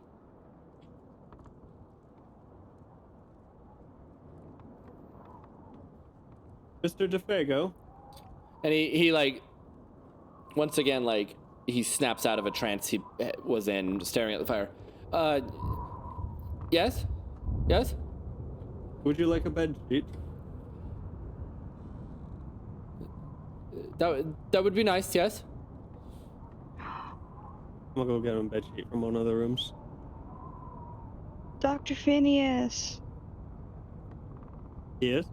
you should show him your boop snoot toy. Maybe that'll cheer him up. Your what? The boop snoot. Oh, I know what you're talking about. All right. hell's that? So you're gonna go into one of the rooms and grab a bed sheet. All right. I forget what it's called in the inventory, but you know what I'm talking about. Yes, I know exactly what you're talking about. about. Yes, you do that. So yeah, you run in and you grab a sheet.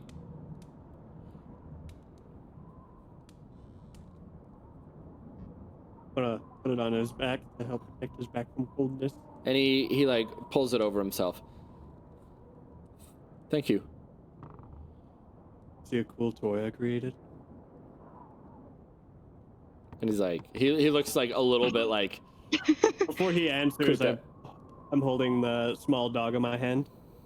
Scoop its snoot.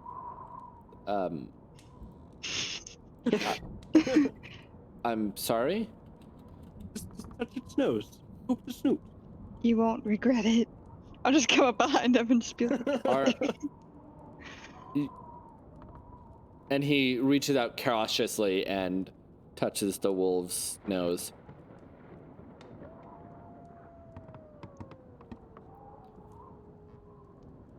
And from the toy, the howl of a wolf emanates, and he looks rather amused.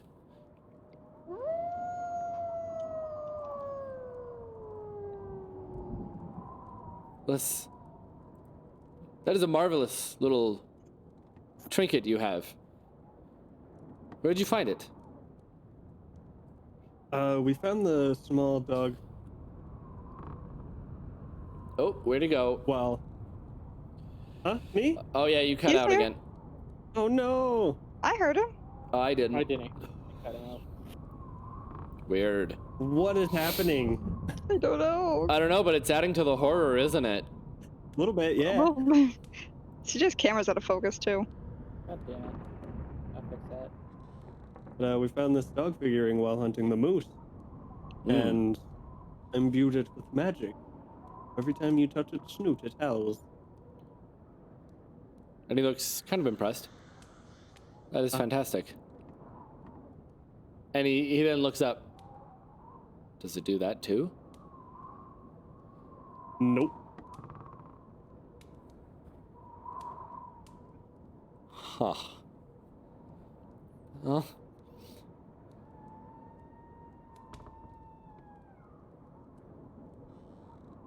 Probably just the wind, right? Hopefully.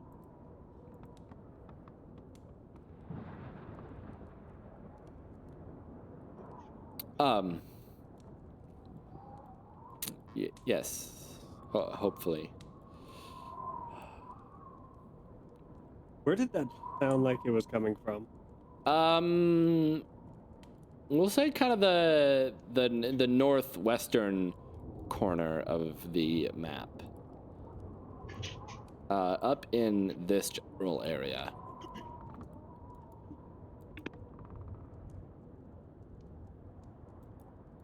Come, Timothy. Oh God. Hold on. There we go. All right, and the steel defender goes, "Arr!" But it's like a metallic roof, and he follows. Wolf. Bark, bark, pig. Ruh-roh, Raggy.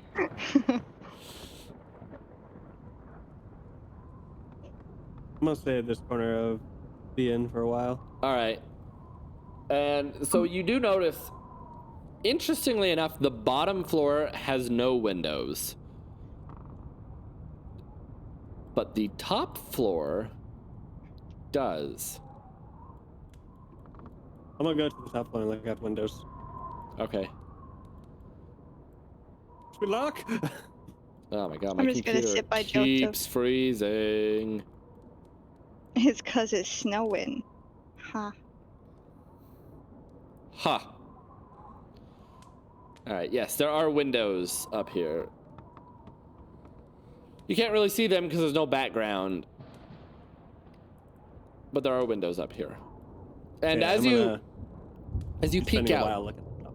yeah, so you peek out and you can see just the darkness. You can see that the storm clouds have completely covered the town, leaving it very hard to see. You can see that none of the other houses have any light. But you can see across, like way across the lake, you just barely see like a little faint glow of light from one of the other towns. Activating night vision goggles.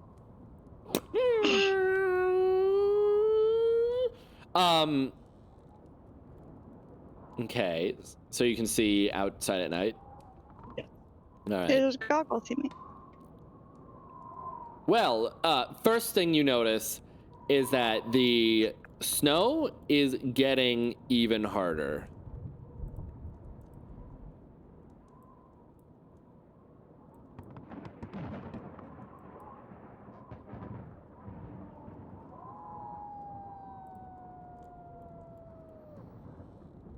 That's the first thing you notice. Other than that, it is eerily, like, still out there, besides the heavy snowfall.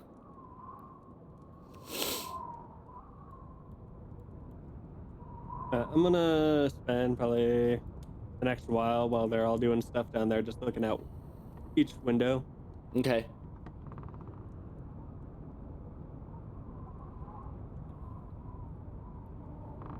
All right. And what are you guys doing downstairs? I'm just kind of chilling by Joseph, just keeping him company by the fire. I'm watching Joseph because he's acting kind of strange and I don't know what's going on. All right. All right. And I think while you guys are down there, Cathcar is going to head upstairs to see what Mr. Dr. Professor Man is doing. Oh.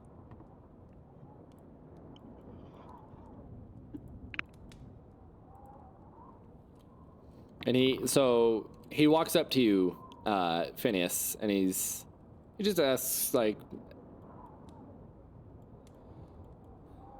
what are you hoping to see something outside? I'm hoping not to see some. And he laughs a little bit. Yes, I suppose in this case, not seeing anything would be the preferred outcome, wouldn't it? But just in case.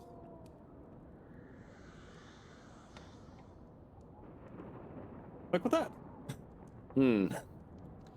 Yes, it is very strange, but I'm sure it's just, tricks of the wind.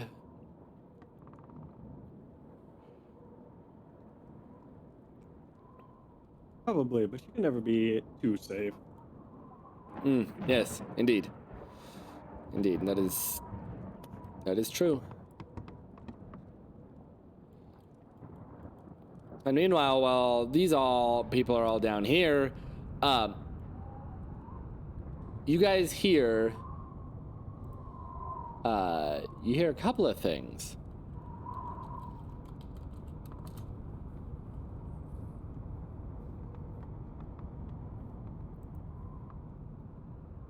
The first is the grinding of gears and stone grinding on stone from below the tavern, or the inn. I want to go check on the patrons immediately.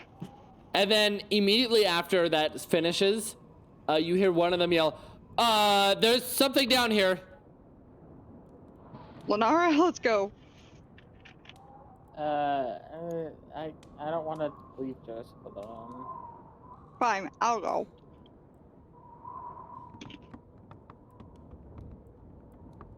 All right, creak. And as you run down the stairs, and there's a lady standing in front of what was a solid stone wall, and is now wide open.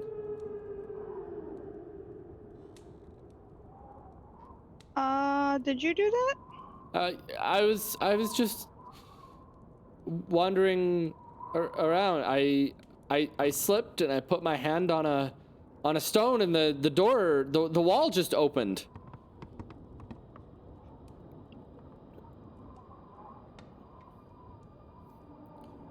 There's a whole room back here, and she steps in for a moment. And there's more rooms.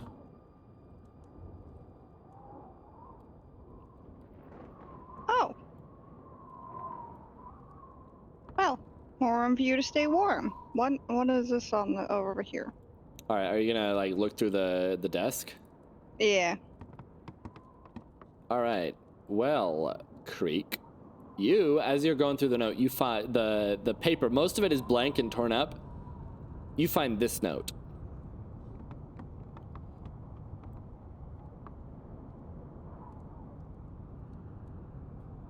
And can I have everyone not Creek remove your headphones so that I can read this? That's terrifying. Something is pursuing me. Not a night has passed since the occurrence at Navissa camp to give me any rest. Always I have felt strange, horrible, yet invisible eyes look down at me from above. And I remember when we were saying that none could live who had seen the thing that walked on the wind. And I cannot forget the sight of it against the sky. Its burning eyes looking down like the stars in the haunted night. It is waiting.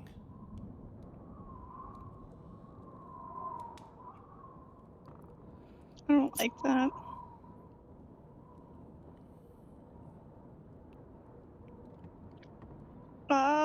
What's in this room?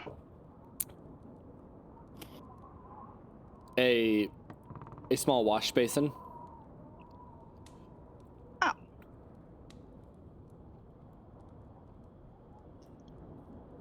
Is it clothes? Yeah. Yeah, after like wandering around down here, you determined this was probably the private quarters of the guy who originally owned the inn.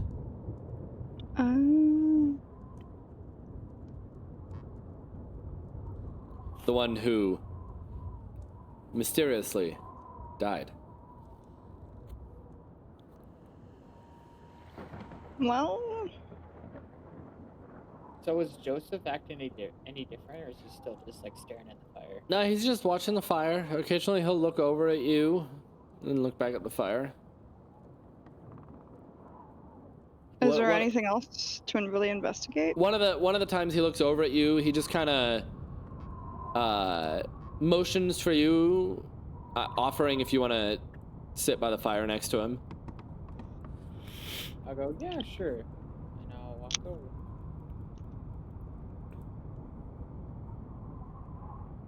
All right, and we're gonna cut back to the doctors upstairs. Doctor! What doctor? And Cathcar goes, "Did you hear that sound from below?" I did. Probably go try and see what that was, because that doesn't sound right. Oh, indeed it doesn't. Timothy? You know, I originally didn't put any credence into these superstitions, but this has been a strange night. Well, they do say seeing is believing. I definitely didn't believe it either. All right, really wish I would have got a portal. And the doggo. All right, so he runs down. You two, you're still sitting by the fire? Yeah. Well, at least they haven't killed each other. Yet. I'm starting to like him.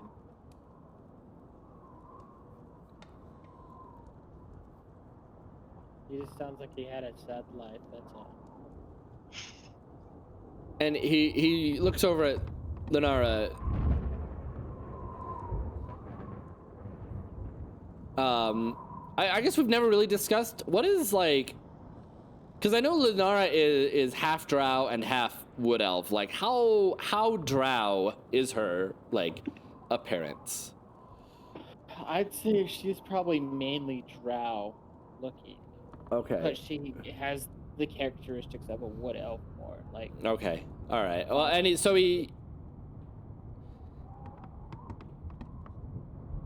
looks. You notice, Lenara, that he's been watching you for a little bit now. I think they're gonna kiss. And he looks back at you. I heard that.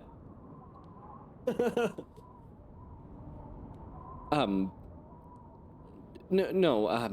I'm sorry. Forgive me. I don't mean to be rude. I've never met a drow elf before. Yeah, we don't usually like to come to the surface. I'm weird. So. I've only heard stories. Well, stories are mostly true. Sad to say. Stories of their raids on the surface. It's all in favor of that damn Spider Queen. So. But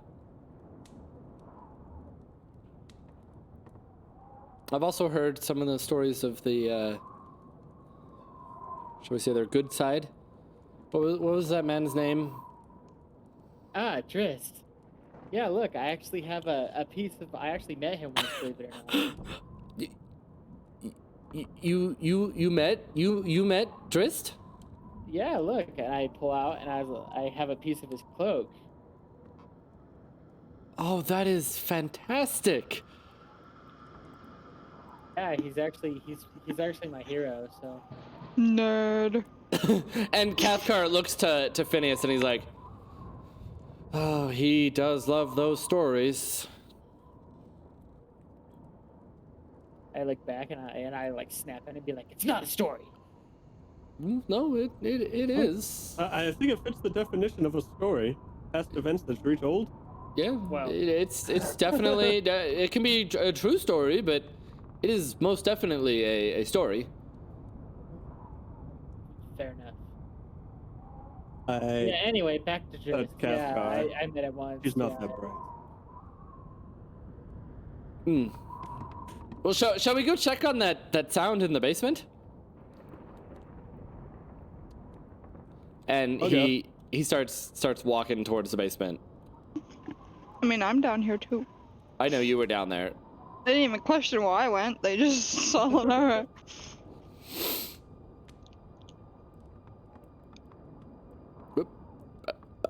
All right. So as you guys descend the staircase down, the first thing you notice is at the south end where there used to be a wall, there's now an open doorway that leads to a fairly large room. And Phineas, as you enter, the woman is like, I'm sorry, I was just taking a short walk, and I slipped and I hit the wall, and when I did, this room opened up.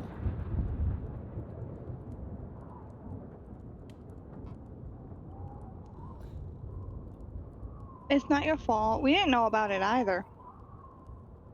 Secret rooms.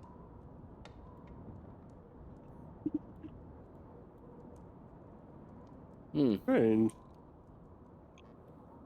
Oh, Phineas, I found this note. Let's see that.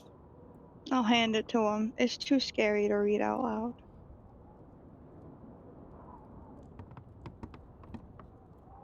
Make it bigger so I can actually read it. Give it to him, God. I gave it to him. Give it to him, God.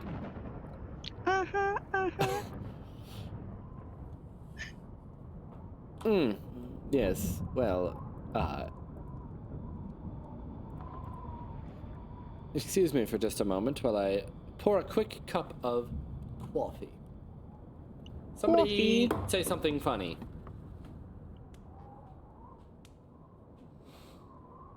Creek's Well, diet how of we all humans. got. Wait, what did you say, CJ? I said Creek's diet of humans. That's fair. I just don't eat humans. I don't discriminate. I'll eat any race. Did you eat a dwarf? Did you eat the dwarf? I don't think you ate the dwarf. I don't remember. I don't remember either. After you. Okay, go Sorry. use the potty. He's quick at using the potty. It's okay. Lenara's just chilling with our homie up top. Yes, So- I'm back. I'm sorry, I needed coffee. No, he had. Dr. Phineas had take a whiz. Ah, god damn it. He whizzes quick, even with a prosthetic hand. Yes. So, while we're doing this, Lenara, you wanna... DeFago looks to you. Well, do tell the story of when you met Drist. Well, so I was actually exploring the Underdark, and because I just like to go out and venture occasionally, and so I actually ran into him by accident. Except I didn't see him first; he saw me, and he actually saved me. It was from. I don't even know what the creature was. Like, I didn't see it. Ooh. A creature you couldn't even see. Fascinating. Yeah. And he actually came down and he slaughtered it. And he actually introduced himself, and I couldn't believe it was actually him. I didn't believe it. And then I actually noticed his robe, like his famous green robe. I was like, oh wait, it is you. And so, I thanked him, and I was like, I wondered if I could have this, like have a piece just to, remember. And he was like, yeah, sure. And he actually cut me off a piece of his robe. And if anybody takes this from me, I will destroy them. I wouldn't dream of it. Okay. It's just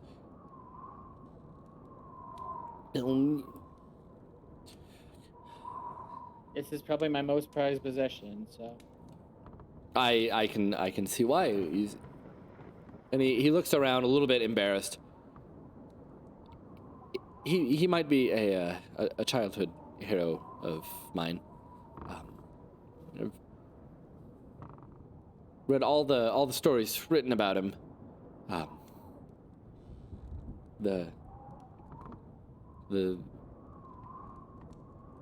It's actually the reason I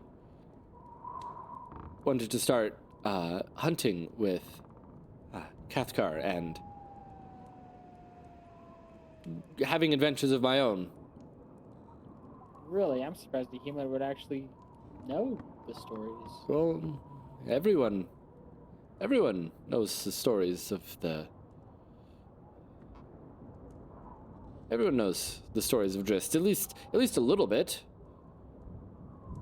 Well, he's why he became a ranger, so. Especially those in the northern parts of the world. Anywhere from Luskin up,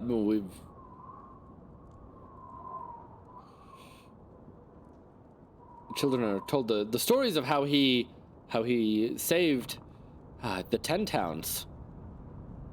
He's back. Welcome back. And we're gonna cut back to you now that you're back. So, yeah, you just read the note? Yeah. What'd you think of it?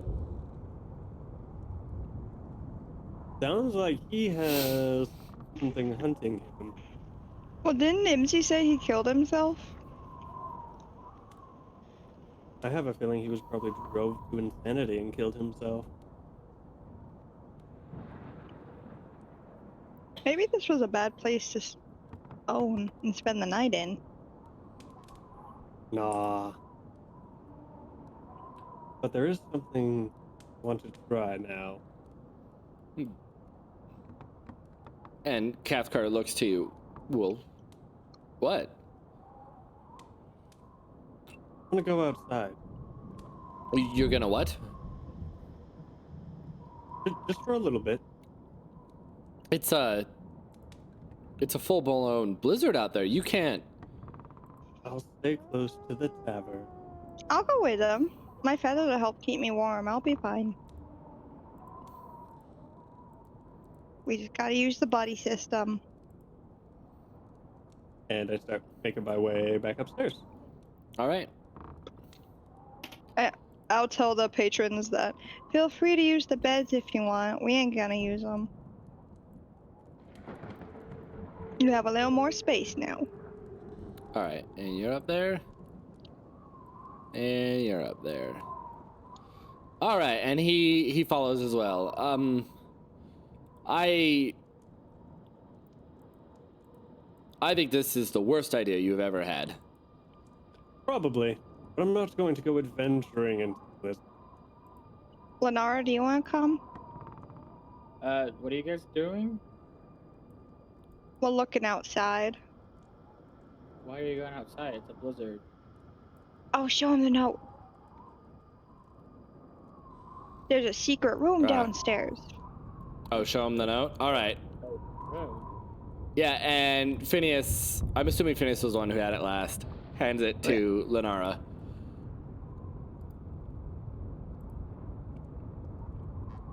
And the two of you move the chair or the table out of the way. Table. I want to grab some rope, tie it around my waist. Okay. Have Timothy at the door and put it in his mouth to have him hold it. Okay. And Timothy's like,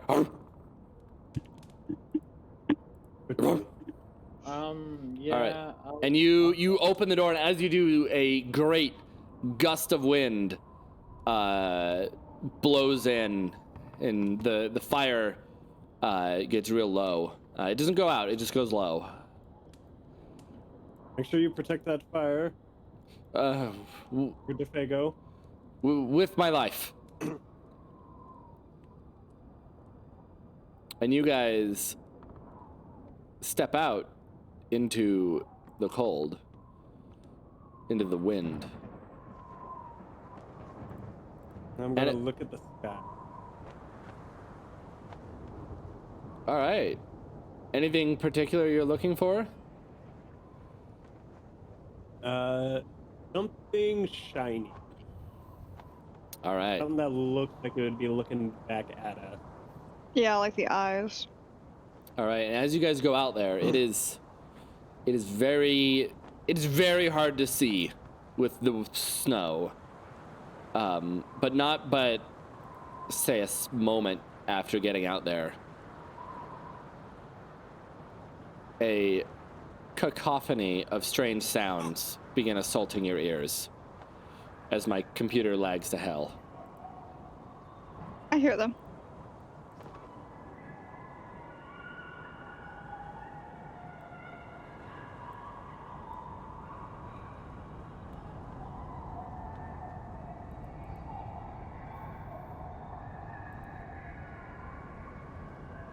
Oh, the snow went away. All of it? Oh, shit. There you go. God, it looks so different without the snow. Holy shit. It does. And you want to roll perception? Yeah. 25. You 14. you don't see anything out of the ordinary. But after a little bit, yeah. But after a little bit, the strange sounds from all around you die off. And it gets quiet.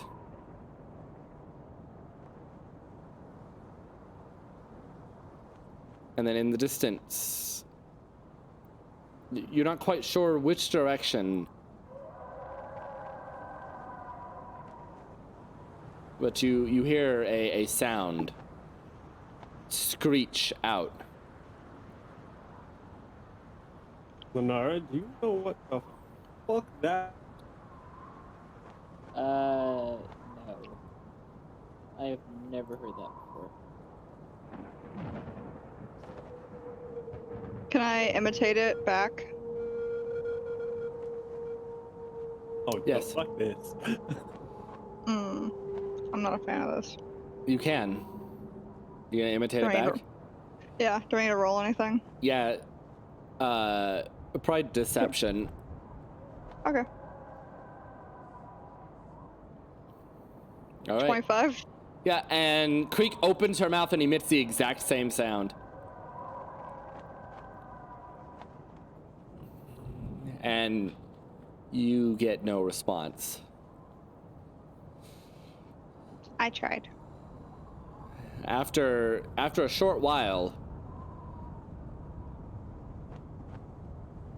the strange noises come back in full force.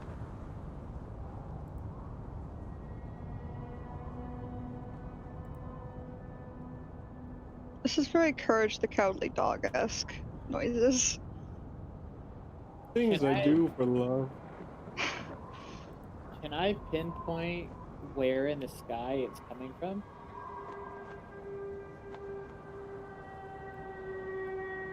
Yes. Yes, you can. So can I shoot an arrow in that direction in the sky? Yeah, you sure Fire can. a god.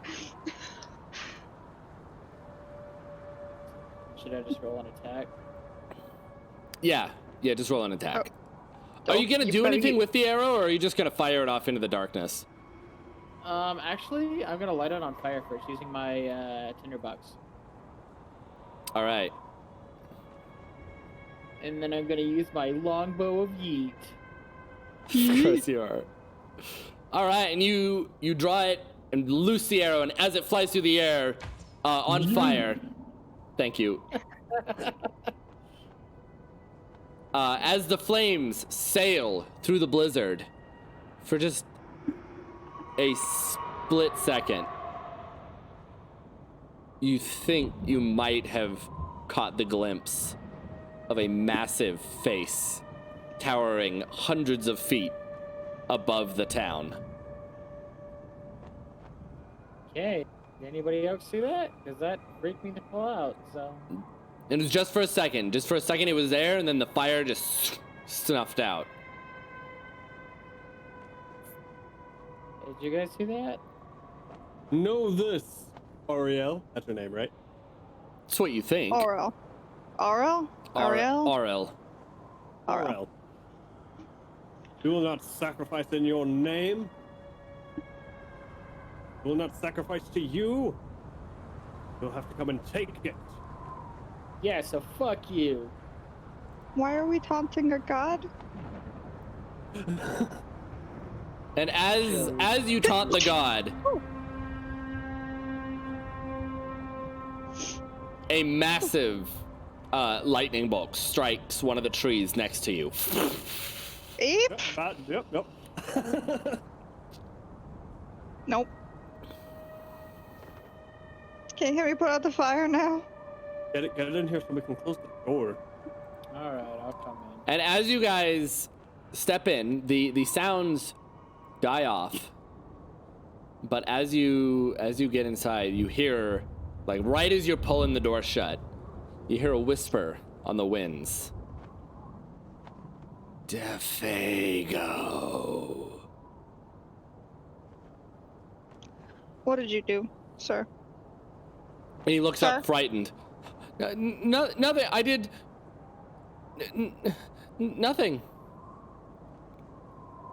We are not here to harm you, Defago.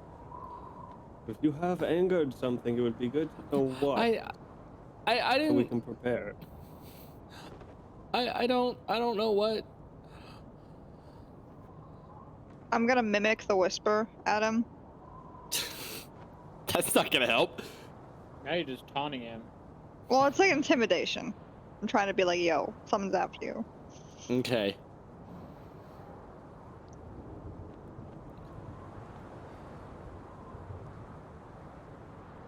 And wow. Sure, roll intimidation. Okay. 12. Not my best roll.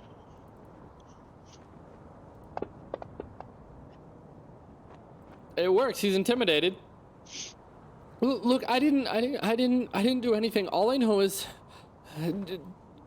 Doctor Dr. Cathcart and I were on a hunting trip, just the two of us, and at night I heard, oh God, the wind. It called my name, just like that, and after my feet began burning like they were set ablaze. Next thing I knew, I was walking through the snow, and then I was flying.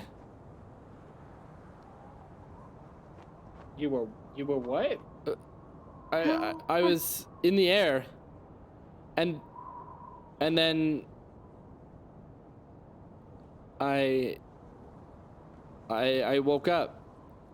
Cathcart was shaking me awake, and I was near a tree.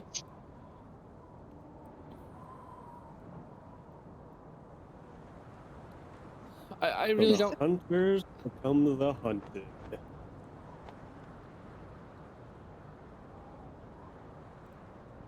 That was a good line.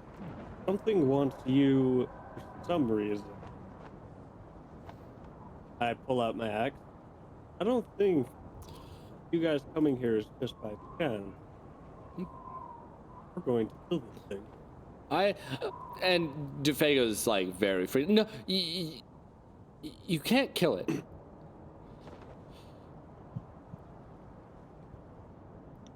How do you know? Whatever it is, it's massive. And it can walk on the wind as easily as you and I walk upon the ground. Oh, I think this would be a great story that you could tell one day. And then Cathcart chimes in. If we live through this encounter. Can I show him that note? DeFago the note from that I presume was the innkeeper's. Yes. It sounds like this guy had the same experience that you did. And he takes it and reads it. It's burning eyes looking down. Yes. I remember seeing its burning eyes. At first I thought they were just two stars in the sky.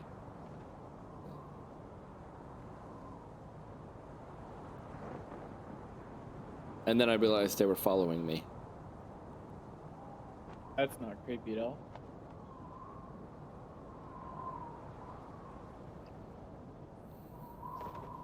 I'm gonna go step outside. What? I'm gonna step outside. All right. So you do. I'm gonna yell at the sky that we have DeFago. Come get him. Somebody come get him. Staring at the fire. Oh. Somebody come get him. Okay, yeah, you do that.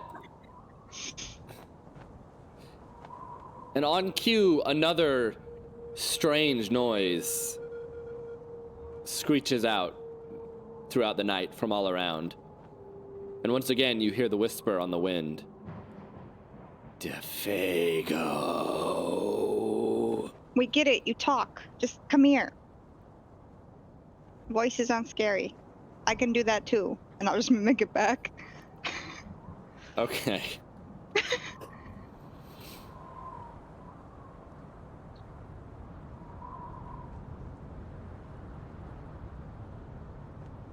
And you as you now notice that DeFago is no longer watching the fire. He's now staring right out the open door.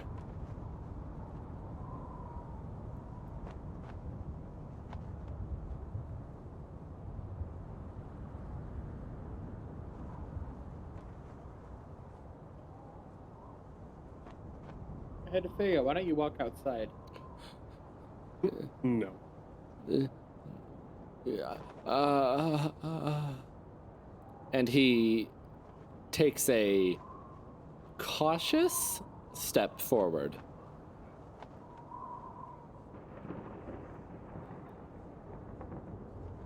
And then another. And another. Did he fire and he missed?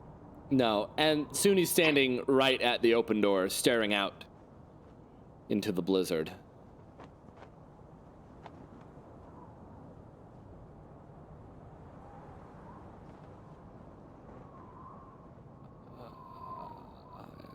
I can feel it.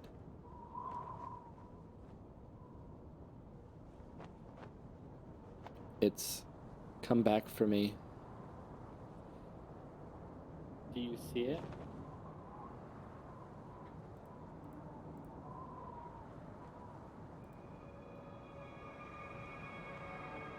And the sounds kick off again.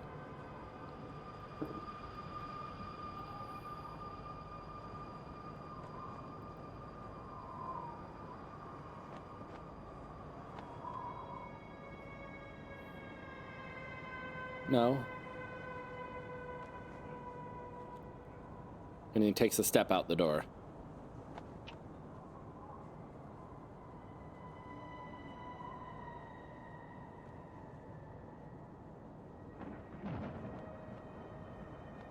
And then he takes another step.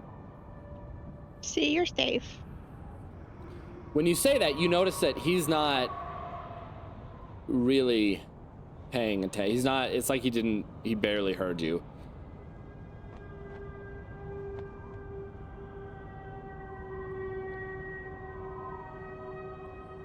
Want to grab him, pull him closer to me as if I'm trying to get him back into the tavern. All right. Roll strength. Mainly trying to see if he's resisting me. All right. Nat 20. Yeah, you sure do.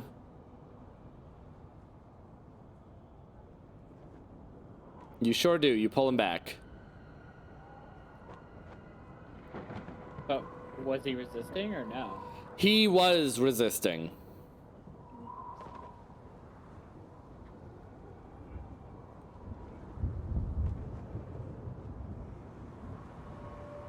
Are you gonna try to pull him all the way back? Yes. I say we let him see where he goes. Maybe he'll lead us to it.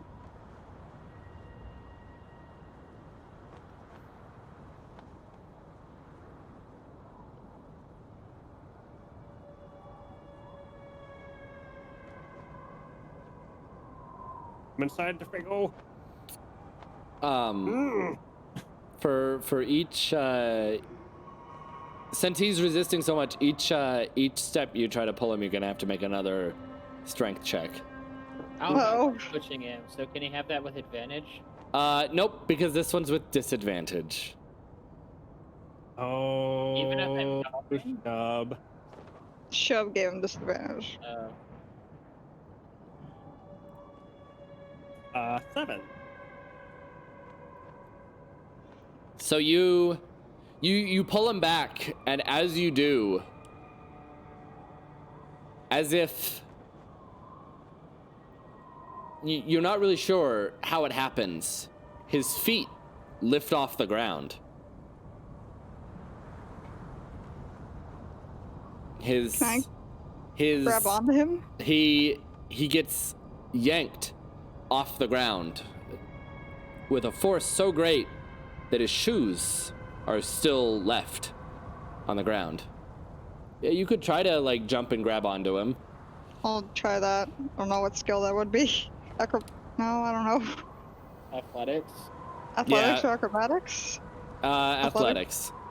Okay. Oh, no, I got a 5. Nope. And he gets pulled off into the sky as if a massive hand reached down and plucked him off the earth. And you can hear his screams trailing off as you also hear heavy footsteps seemingly walking away. I'm gonna grab his shoes. We have to follow! And you hear Cathcart from his side. No!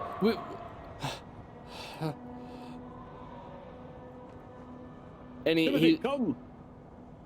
All right, and Timothy runs with you. So you guys are gonna follow him into the snow. Yeah. All right. We didn't see any hands or anything that grabbed him, right? No, it just looked like he was flying. it was completely invisible. But it just looked like somebody went boop,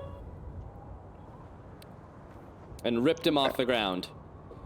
So you can just barely see him floating through the sky. And you hear the heavy footsteps of something large moving through the snow. Not too far off.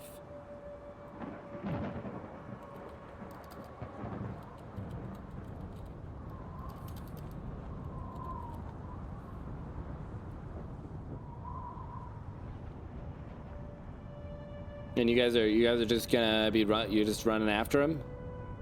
Yeah. Yeah, Alright. well, yeah, I'm just making sure. this is how we die.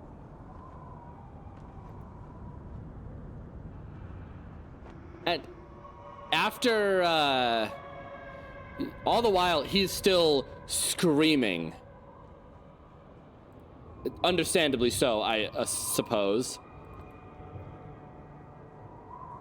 A few minutes into your chase, he manages to get out some words, and you hear him scream, "Oh shit!" Not that. No, He's probably saying that. I mean, he's saying that too. No, Fantasy Grounds had just froze for a second. No. No, you hear him. Oh, curse this fiery height! Fiery height? Quote, oh shit, fucking hell. No, that's never going away. I'm trying to find what is a good map for you guys to end up at. Yeah, we'll use this one. Did Dr. Miles come with us, or did he stay in the inn? Yeah, he's following you. Okay. He's following you. Once again, you hear him scream out, "My feet of fire! My burning feet of fire!" I hate fire. And he's still being trailed. Like he's still being taken through the oh god.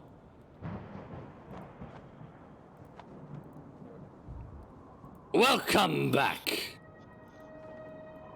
Camera was not focused. Just realized that. Oh, you're good. All right, and he is. After a certain point, you realize that he's being taken towards the lake.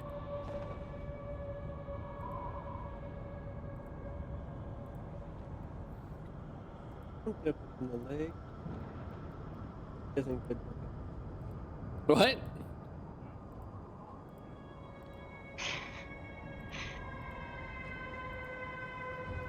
He's vaping now. I said. Oh. What'd you say? I didn't hear it. Bryce didn't hear you. I said, don't take him to the lake. It's not good dipping sauce. Oh, but it is. All right, and we'll just. Oh, is he gonna make him a depression popsicle? He's making himself seaweed surprise. Sounds really good. No. All right. That's Oh, why I would wait. make it. One more thing I gotta add. Oh my god. Sorry. I think you're tiring out the Sith Lord. He needs more evil doer. He needs some younglings to murder. God. All right. And after your pursuit into the darkness. Whoops. There we go. Darkness. You guys end up along the lake shore. And where is Miles? There we go. Don't forget Timothy. Oh, that's right, I did. I already forgot about him. Smooth. All right, and you're not quite sure what is happening, right?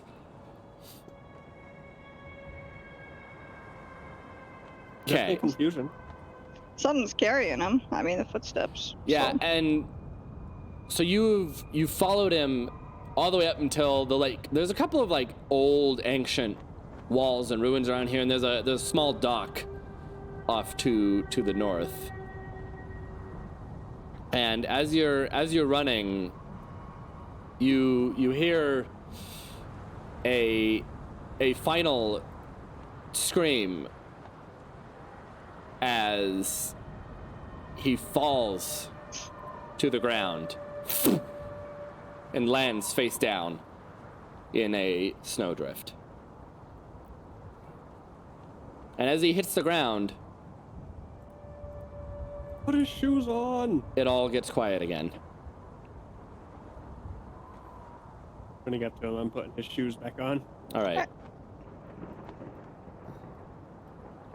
And as you, Phineas, get up to him, you can see now that both of his feet are frozen and blackened by frostbite. He's not going to be happy about that. Is he even alive? And Miles runs forward as well. Defago! And he rolls him over. And you can see that his face has also badly been frostbitten.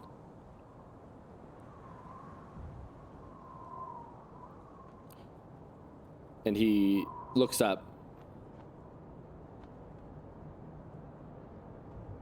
He's dead.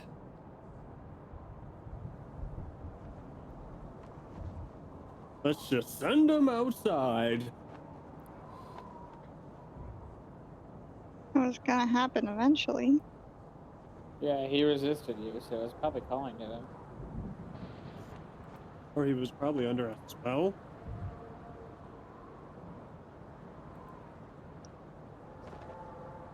He wouldn't have done anything to upset Aurel or anything, would he?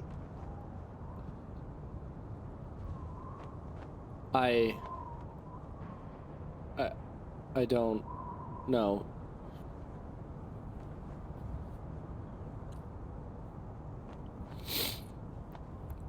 And you realize the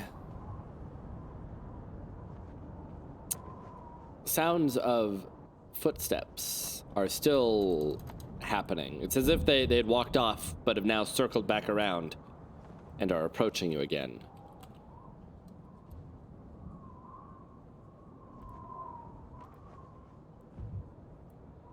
I want to draw my rapier and just kind of point it around. Timothy? Where do you want the dog to go? Right next to me. On my left side. Ah.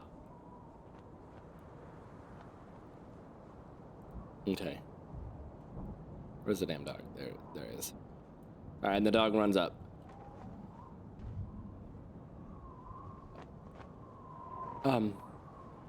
What?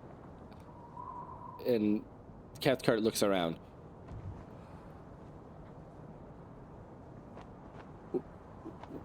What is going on? We're probably about to make a story.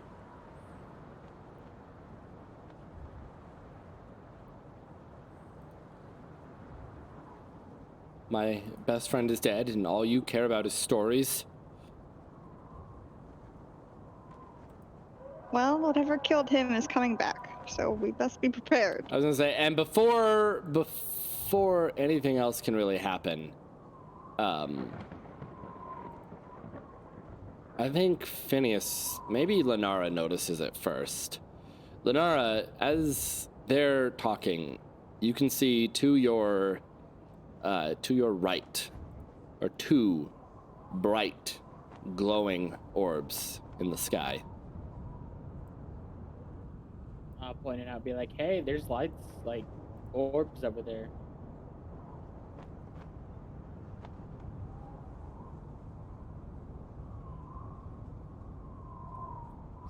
Shoot at him. I was gonna say, are you guys gonna look? Yes. Shoot it. Yeah, I'll look. Okay. Okay. I'll pull out my bow and I'll shoot.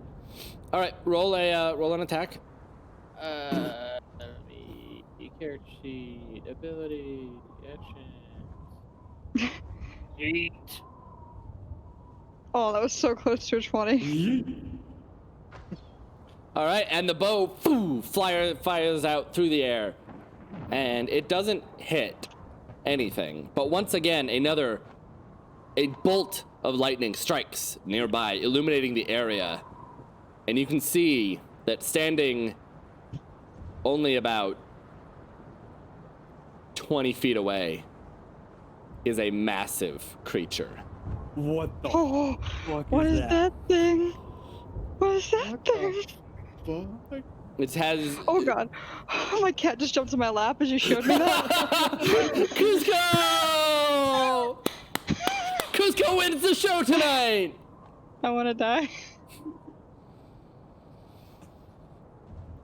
It's a surprise, motherfucker. Oh, yeah, I think you better. Oh my god, what the fuck? That thing's terrifying. Hey, baby. I think Is this a roll for initiative? This is absolutely a roll for initiative type of moment. What the fuck even is it? Like, Jesus. Terrifying. It is terrifying. It Very is. terrifying. Oh my god. Sorry, Cusco. Okay. Cusco Okay. moves. All right. So everyone has rolled for initiative. I hadn't.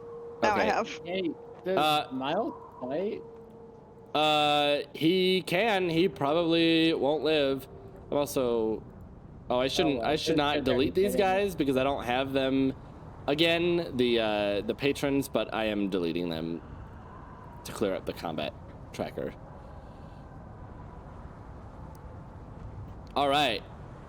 And you know what this means? It's time for combat! Creek is first. Okay. Never mind. What? I was thinking wild magic, but we already did that. Oh, so- actually, wait, hold on. Something's wrong. I can feel it. There we go. Okay. Creek. I'm gonna try this new spell. Shatter. It's not really new, but It's new for Creed. Yes, Exactly. an oldie but a goodie. and it's not made of crystal, metal, or stone. It's not inorganic, right? It's organic. As far as you know, Okay. It just makes. it doesn't look Stuff. like it's made out of stone. Okay. Let's see if it does the save. It totally fails. Awesome. 3d8. And a clap of thunder rings out through the air. You make the lightning, I make the thunder. All right. Terror. Dr. Phineas, what do you do? Shoot at him with my crossbow. Nope. And your crossbow, boom, flies right past it. And then Oh, you get bonus action. What are you bonusing? Fender to move up 20 feet and take the dodge action. Okay, so you control him as like a bonus action on your turn. Yes. Okay, then I'll put him right up there with you. so that I know. Okay. All right, so move up 20 feet? Yes. 5, 10, 15, 20, right there. And he's dodge actioning. Yeah. Oh, God. All right. The good doctor. He is terrified and attempts to run away. Don't blame him. And attempts to hide behind this wall. The thing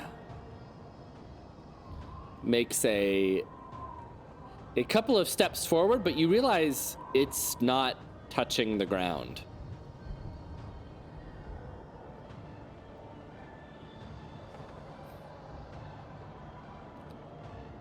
As it easily clears the little wall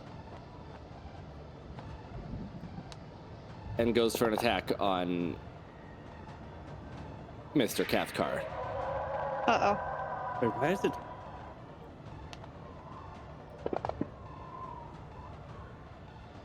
Oh god, he's instantly dead. Yeah, so the thing, wow, that was dramatic. The thing essentially glides through the air, reaches out, picks up Cathcar, who instantly begins screaming, "No! No! No!" as he just freezes solid and is dropped to the ground and shatters. Joy. Lenara. Okay. So I don't know. I have my Colossus Slayer power Yes. on myself. So can I do my bonus action and have Hunter's Mark on at the same time? Or will it Yeah, cancel actually, out yes, I my- think they do stack. Okay, so let's try it. So. This they is like do. Fighter all over again. Nice. It's a lot more complicated, honestly. It's a pain in the ass. But Yeah. all right, let's longbow this bitch. Yeah. And it hits. Yeah. And then that'll be my turn. All right, yeah, and your arrow sails through the air and it sinks into it and then freezes. Also, hold on, because he said it's supposed to. I wonder if it's because I have him marked as unidentified. What? It's supposed to stay up on the screen, but it's not. What's supposed to stay up on the screen? The information on the enemy. Oh. We can't see that, so. Yeah, and he is dead.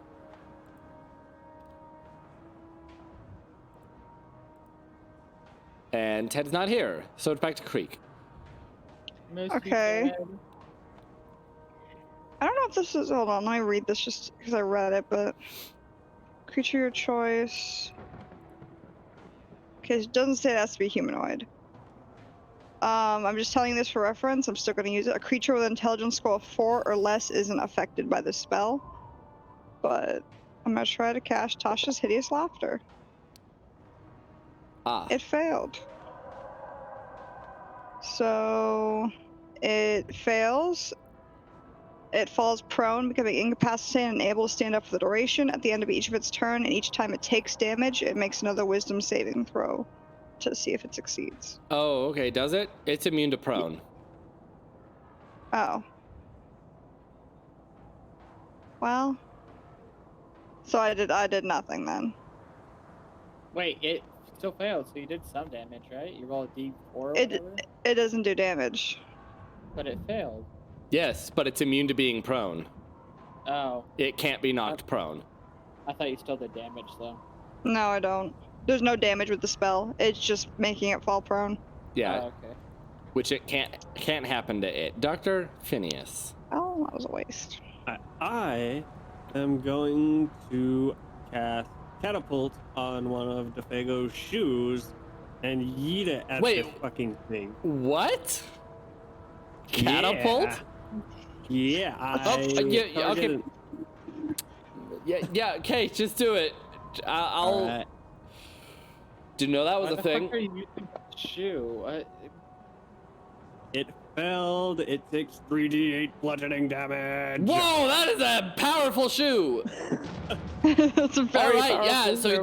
the shoe on his feet, on his foot, starts shaking and then flies and strikes this thing.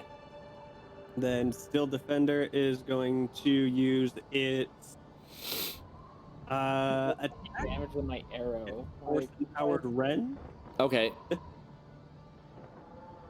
No. He did not. I was gonna say no, it's not. All right, he is gone. Dead. Oh.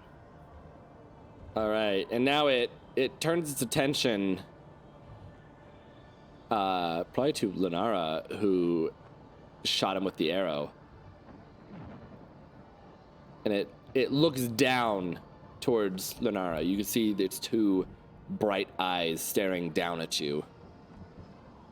It's going to make an attack. Have it do it at disadvantage with my Still Defender's reaction. Okay. That's fine. He's gonna get pissed off at this eventually. No, it's fine. All right, so he reaches down with his claws. It's a 19. And it dodges. But he does have multi-attack.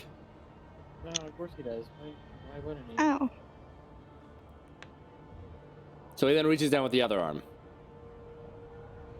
Oh god. Oh, I thought it was a nat 20 and I wanted to die. And he reaches down and just picks you up, Lenara. You are now grappled and restrained.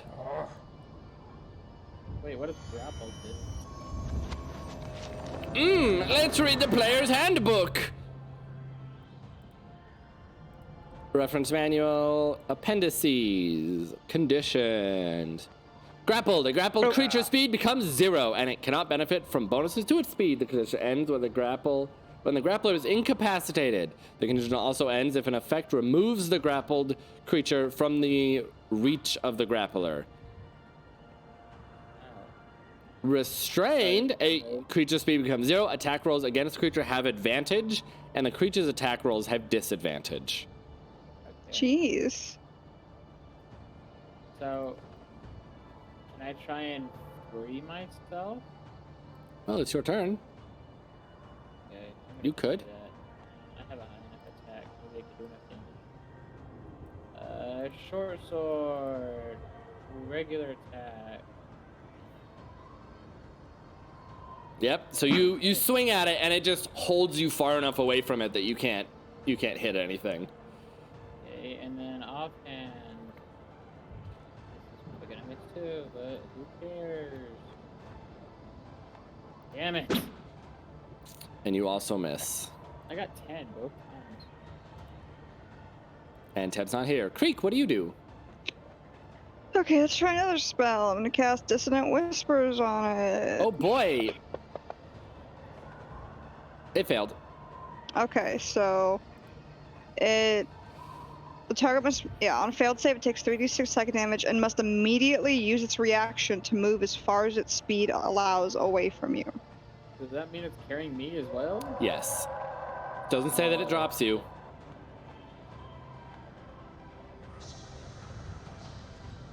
Oh, that's Alright. a spooky sounding spell. All right. So it immediately moves 50 feet away. 50 feet? Alright, well, bye. Yeah, and you just watch Lenara get carried off into the darkness. Oh, I've messed up. I'm not even on the fucking map anymore. So it can't Yeah, I react admit, now. Not on the fucking map. Also, something's wrong with Dr. Phineas's overlay stuff. Actually, Creek's gone too. I'm right here. No, your overlay stuff. It's just vanished.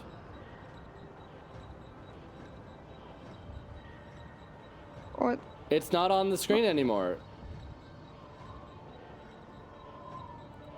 Oh, you're right. Not all of it. Oh. Okay. All right, it's back. Okay, doctor. Strange. I'm gonna move. Come on. Let me go. 5, 10, 15. Oh, I see him. Shoot at it with my crossbow. Yeah. That's a hit. Hell yeah. Damage. And the arrow Max damage. Let's go.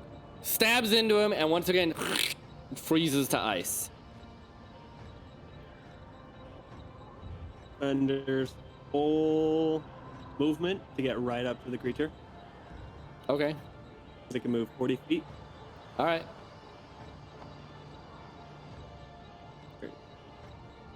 If he goes that diagonal, he can make it. Give advantage to terror. Okay. And we're gonna. I'm gonna move. No, I'm moving. I'm adjusting things around because now it's getting confusing. Yeah, 'cause he's off the map.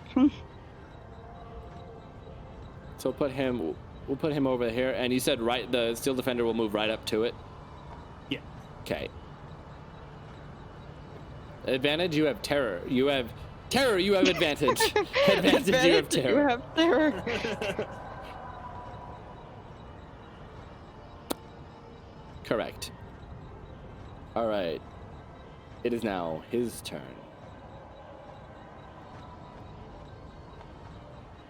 Maybe he's not. It's still not. I don't know what's up with that thing.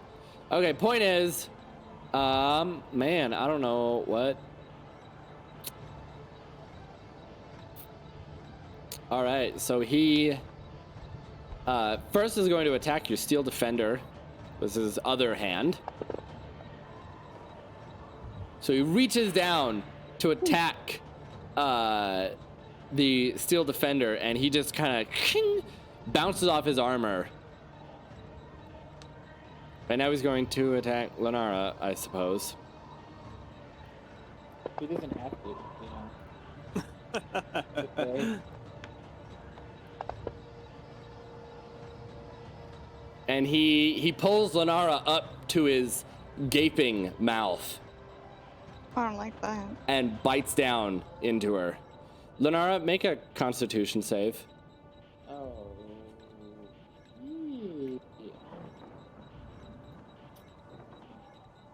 You saved. Okay, Lenara. I'm gonna try and free myself again. All right.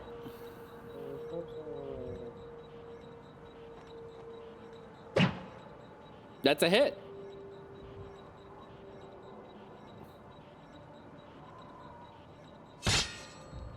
Do I free myself now? Roll your offhand attack. Okay.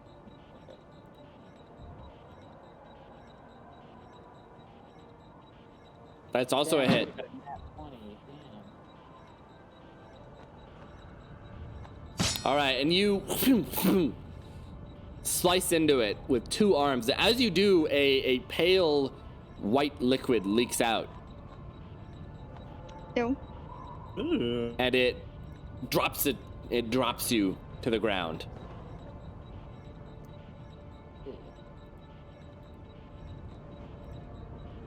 Creak. Is diagonally 5 feet or is it 10 Yes, feet? diagonal is 5. 1, 5, 10, 15. Okay.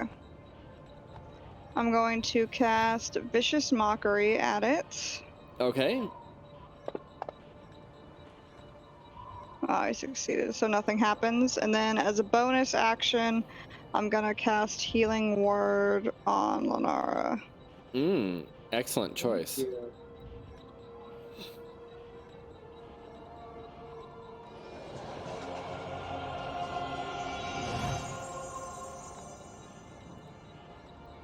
Good Dr. Phineas. I'm gonna move 5, 10, 15 feet. Okay. Shoot at it with a crossbow. Pew! And that is a hit. Then Timothy is going to bite at it. Yeah. Minimum damage, let's go. Nice. Cool, pretty. That's better than nothing. It's true, it is. All right. And now he, once again, reaches out for Lenara. Oh my god. Deflect attack to give disadvantage. All right. He will try again. And as he reaches down, she dodges out of the way. He then goes with the other hand towards your steel defender, which once again just ching bounces off of his armor. Lenara. Alright,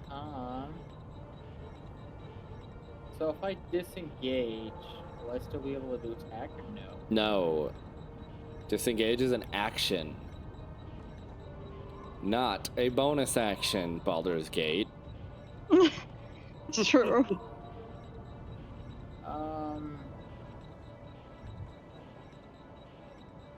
Can I still use my bow from this close? Yeah, you can. He's big, so yeah, you can. I'll do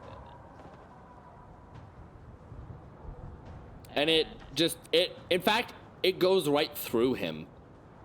The arrow would have hit, and it just flies right through him. Creak. I'm gonna use my last second level spell slot to do Shatter again. All right. Let's go. Okay. And then all of it saves. I'm kind of surprised. Also, Oh, I think really? I have missed a wild magic or two. Oh, we'll do one on that attack then. Yes, I will. So that was terrible rolls. Oof. I'm frightened of Phineas. All right. So as you're fighting, you look over at Phineas, and he has the visage of the most horrifying creature you have ever seen. Brussels sprouts. So what does frightened do again? I mean, you just run away? No, frightened, you can't move closer to him. Oh, okay. That's not that big of a deal. Dr. Phineas. Move up 5, 10, and shoot at it. Crossbow. Indeed. That's a hit. Bite him, little pupper, bite him! Right. Nom, nom, nom, nom. Yep. And it sinks in once again, freezes up. Your arrow does, and then whatever the other dude does. He does a bite, right? He's kind of. I guess he's just kind of biting on his legs. Nom, nom, nom. Nibble. All right. Hang on. Let me see. Let me see. What are we gonna do? He is once again going after Miss Lenara. Once again, I'm asking for your aid. Go alone. And then he does again with the other hand. So swipes once, misses, swipes the other time, you dodge the other way.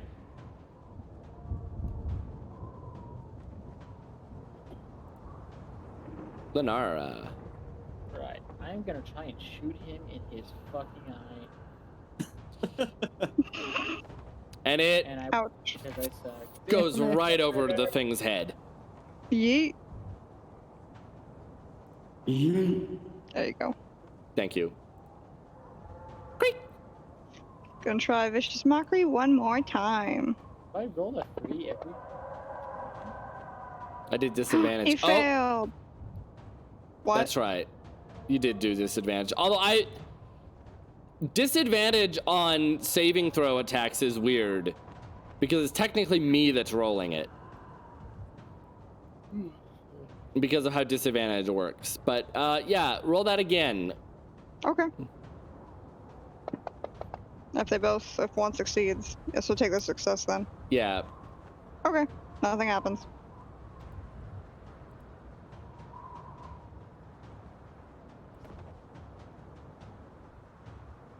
Oh, and Terror, you did have an advantage.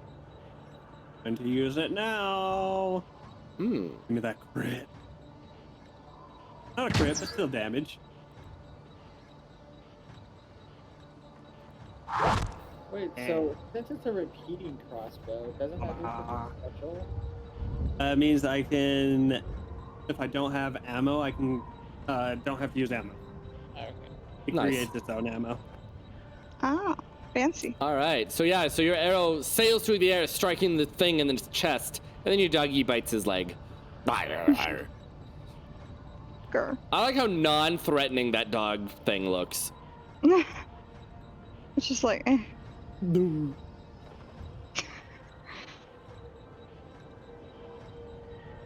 The attacks on our disadvantage. Yes. Although he's actually going to step over Lenara and the dog. Uh-oh. Oh, Wow, he's not attacking me. Who's he going after? Me or Phineas? Phineas. disadvantage. So he steps over the two of them and reaches down towards Phineas. And Phineas dodges out of the way, and then he reaches out with his other arm, which also Phineas dodges. Good job. Good show, Lenara. Alright, I'm gonna shoot him again. Because I'm a ranger, it's what I do. What? Yeah. Rangers used ranged attacks? Weird. Right? You gotta yeet. Jesus, that is a fuck ton of damage. That was like an emphatic yeet. All right, yeah, it straight up like lands square in his back, and he turns to look at you. Damn, that was a lot of damage. That was a lot. Jesus. That You was got 2 6s and a 5. You Yeah. did almost the best you could. all right. 5, 10, Creakies. 15. Can I hit him from here? He's in like a half space. Yes, so you can if hit I him from ma- there. Okay, I'll pull out my rapier and try to stab him. No, Phineas created magic stuff for him. You have disadvantage. Oh, I'd already done it Well, before she you already said it. attacked. It kind of came in at already the did same her time, attack. but yeah, we'll count that as already having happened. Well, the next person get disadvantage then, or I can do it my next turn if he lives. Or do you want to backpedal and have me re-roll? No, just hit him. I already did. Okay. And that's it? That's your turn? Yeah. Then it's Phineas' turn. And what does my man Phineas do? I'm gonna swing at him with my hand axe. He wants to come up and get close. Man, you dropped a 20. Oh no, you dropped a 14. Sure looked like a 20 to me. You'll have defender. Munch. At least he didn't have disadvantage. Nope. And he sure bites into his leg. Max damage. Let's go. Oh god. All right. Yep. And I know he's going to be with the dis. Yeah. He's got that Come on, dis track going. Who's he going? Still after Phineas? Yep, going after Phineas.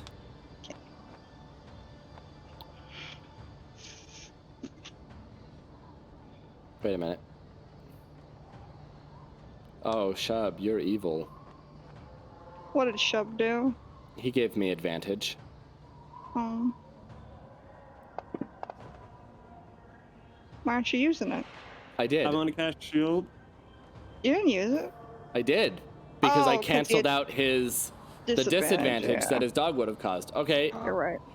shield raises your AC by 5. I'm assuming that will save you. Yeah, 21. All right, so he reaches out, and as his claws near your form, they just get stopped by a magical barrier. Fucking Don't touch me. And in a fit of rage, he swings around towards Lenara behind him, who she like does a little somersault thing and dodges out of his way. Somersault thing. Yeah, that's what elves do, right? Yeah. Oh, that's 20! Oh, Wait, he's it's so- not. Is it this? Oh, it is returning, right. Oh, that's it. Damn it. Oh, you got two that ones. sucks. Yeah, man, that's. You got 2 3s and 2 1s. That could have been. That was I actually I thought that was gonna be it. So yeah, so you do your little rolly dodge thing and fire an arrow and it sinks into the thing's throat. Creak. That's, I'm gonna stab at it again. Okay. I miss. All right, and your longsword just kind of it goes right through the creature's legs. Phineas. All right, let's shoot him with that crossbow. That is a hit.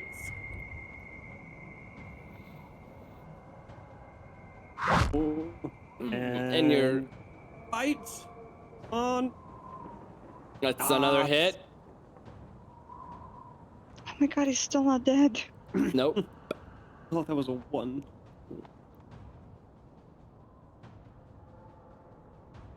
All right, and he's looking around at all of you.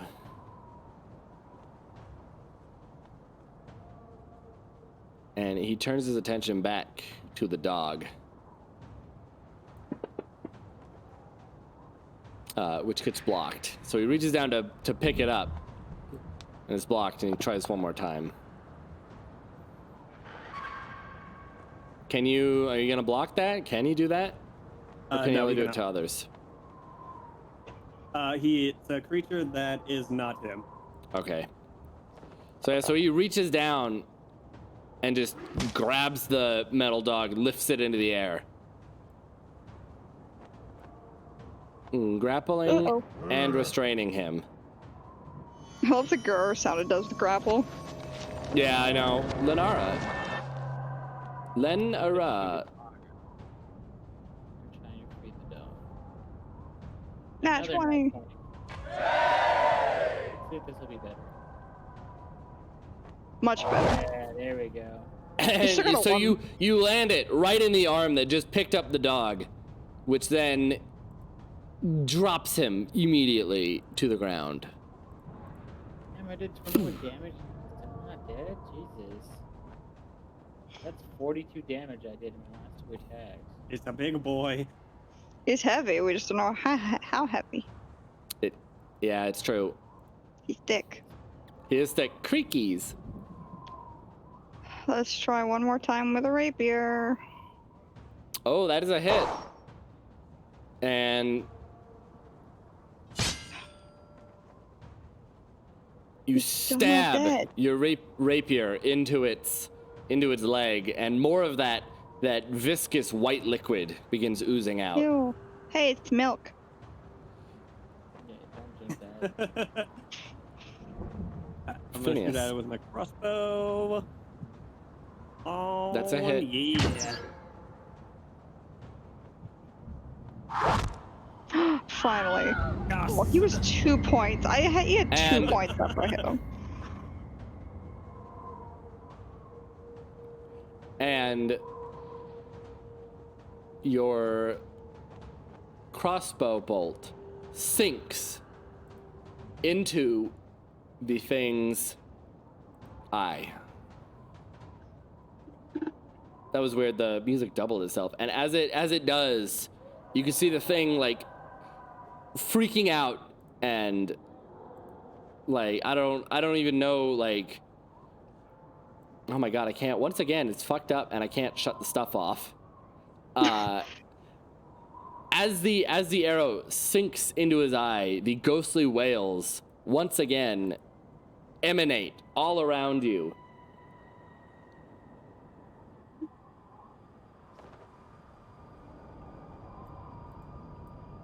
As the thing slowly dissolves into just a cloud of nothingness.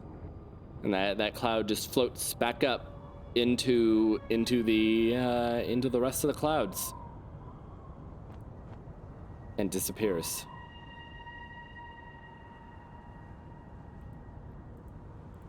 I'm gonna cast Mending on my Still Defender Okay.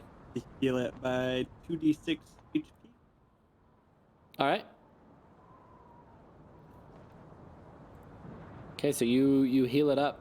You heal it up good. Now heal it. Heal it good. Oh my god.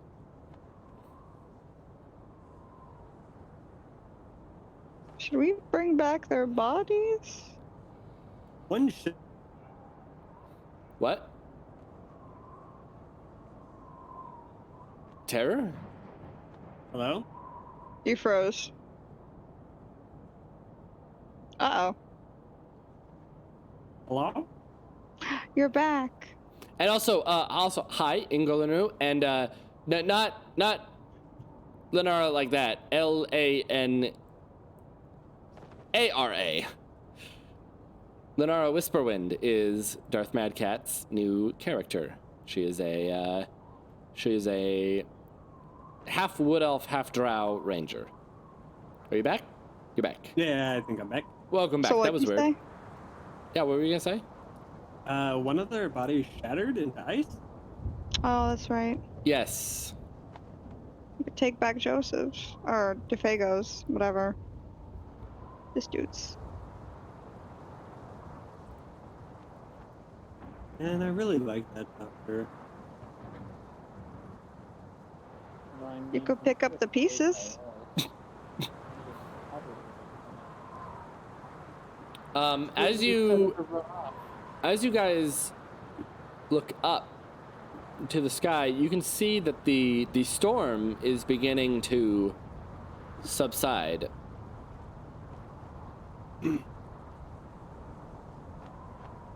And as up on the horizon, the sun is just a little bit faintest bit of light is starting to peek out. It is the next day.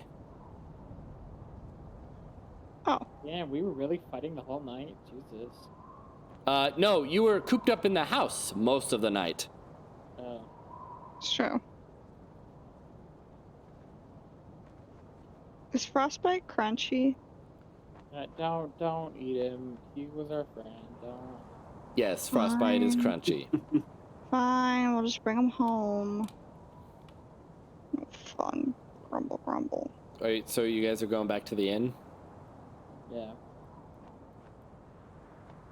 I mean, we should probably let the patrons out of the basement. Oh, that's right. They're still down Don't there, want- aren't they? Yeah, along with Ted. Check the Fago and the doctor and see if they have anything on them. Yeah, what are you, looking for? Money. Well, the doctor, there's nothing left. And DeFago didn't have a lot. Anything that he would have had was probably in his room. So we'll just check that. Just ransack his fucking room. Which room was his? Oh my god, you guys are awful. He's not gonna need it where he is. Yeah. We That's should also true. take his body back to his room so the people downstairs don't ask questions on why there's a dead body just in the middle of the floor. Probably. Very good point. Let's just stick him in his room. All right. Ted's awake. Oh, no, Ted's actually still downstairs. Oh, okay. All right, and you basically plop DeFago's body back on his bed and just close the door slowly. I want to see if he had a notebook or anything in All his right. room that talks about a fucking thing. Yeah, you can roll investigation, I think. Funny. 20, nice. Yeah, so you find it's, call it a notebook. That would be kind of kind. It's mostly just full of scribbles and rambling. But you do see a number of references to a thing he calls the Windwalker and chasing him.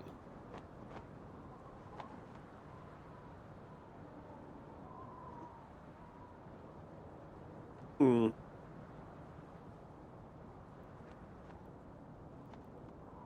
Oh, and Ted is still in the basement. Can I open the door and yell down there, "You guys can come out now. Yes.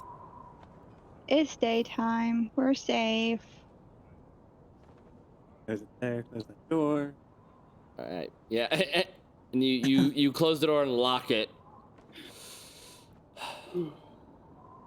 We just tell them the doctor and DeFaco already left for the day. Or we just don't say anything unless they ask. I'm saying if they ask, we just tell them they left. Fair.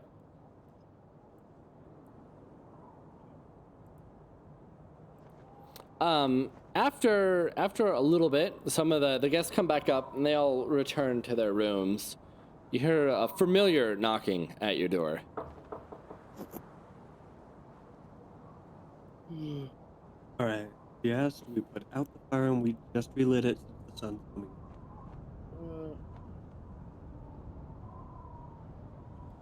Hello? Hi. I like I said, I was gonna come and check on you in the daytime, and I brought you. And she holds up another tray of halfling cookies. I brought some more cookies, and Cookies. Oh, thank you so much.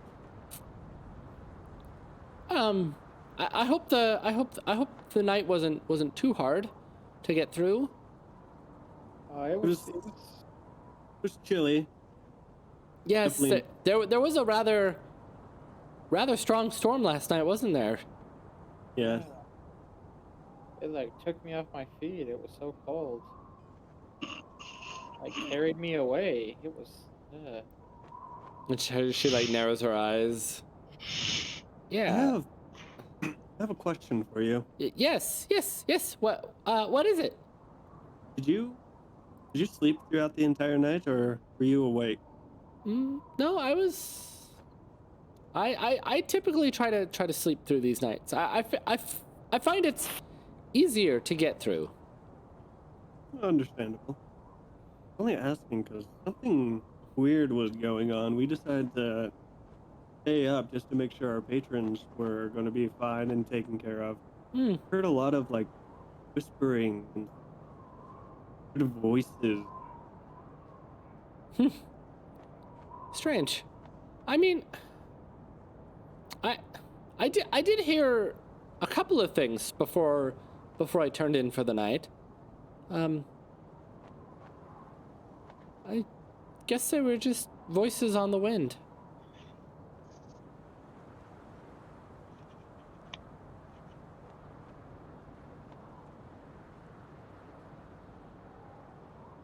You guys do this every month? Yep. Yeah, every month. For the past, how long has it been? Lost track of time.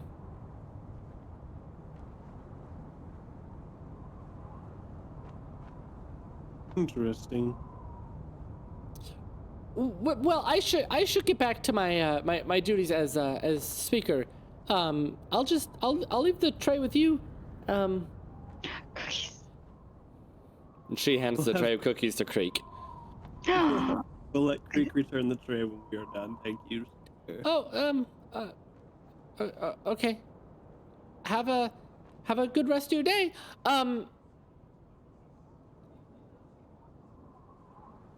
And she pauses for a minute.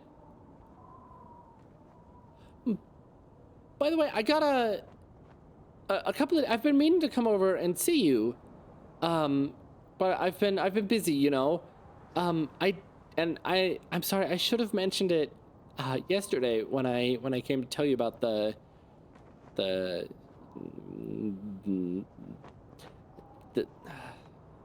sacrifice. Yes.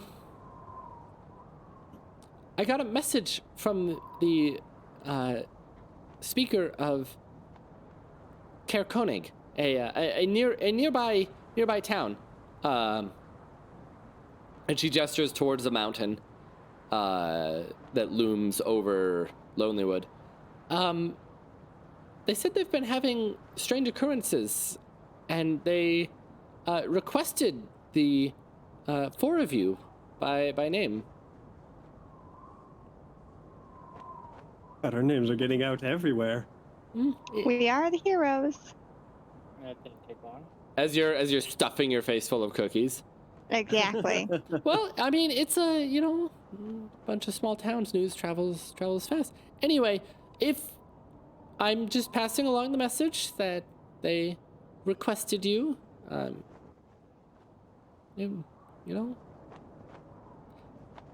it's nice to know that we have a group of heroes willing to help people solve their problems. I better be going now. Have a great day, speaker. You for everything. And you too, Doctor. Thanks for the cookies. Once again, hope the night wasn't too Close the hard. door. As the door slams shut. Oh. I'm gonna walk over to Creek and reach for a cookie and then realize that she ate them all. You are too late. That's for sure. That's And okay. do you know what this means? Oh God. I think his camera got in focus. There we go. He's Yeah, back. that's what this means. No, what this means is that this is the end of the episode. Oh.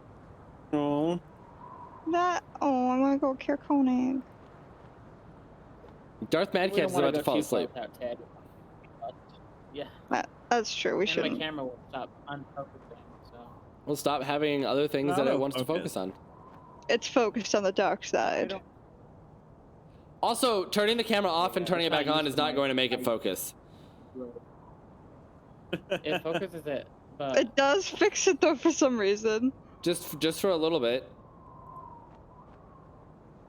Yes, but as I said, this is going to be the end of our episode for this evening.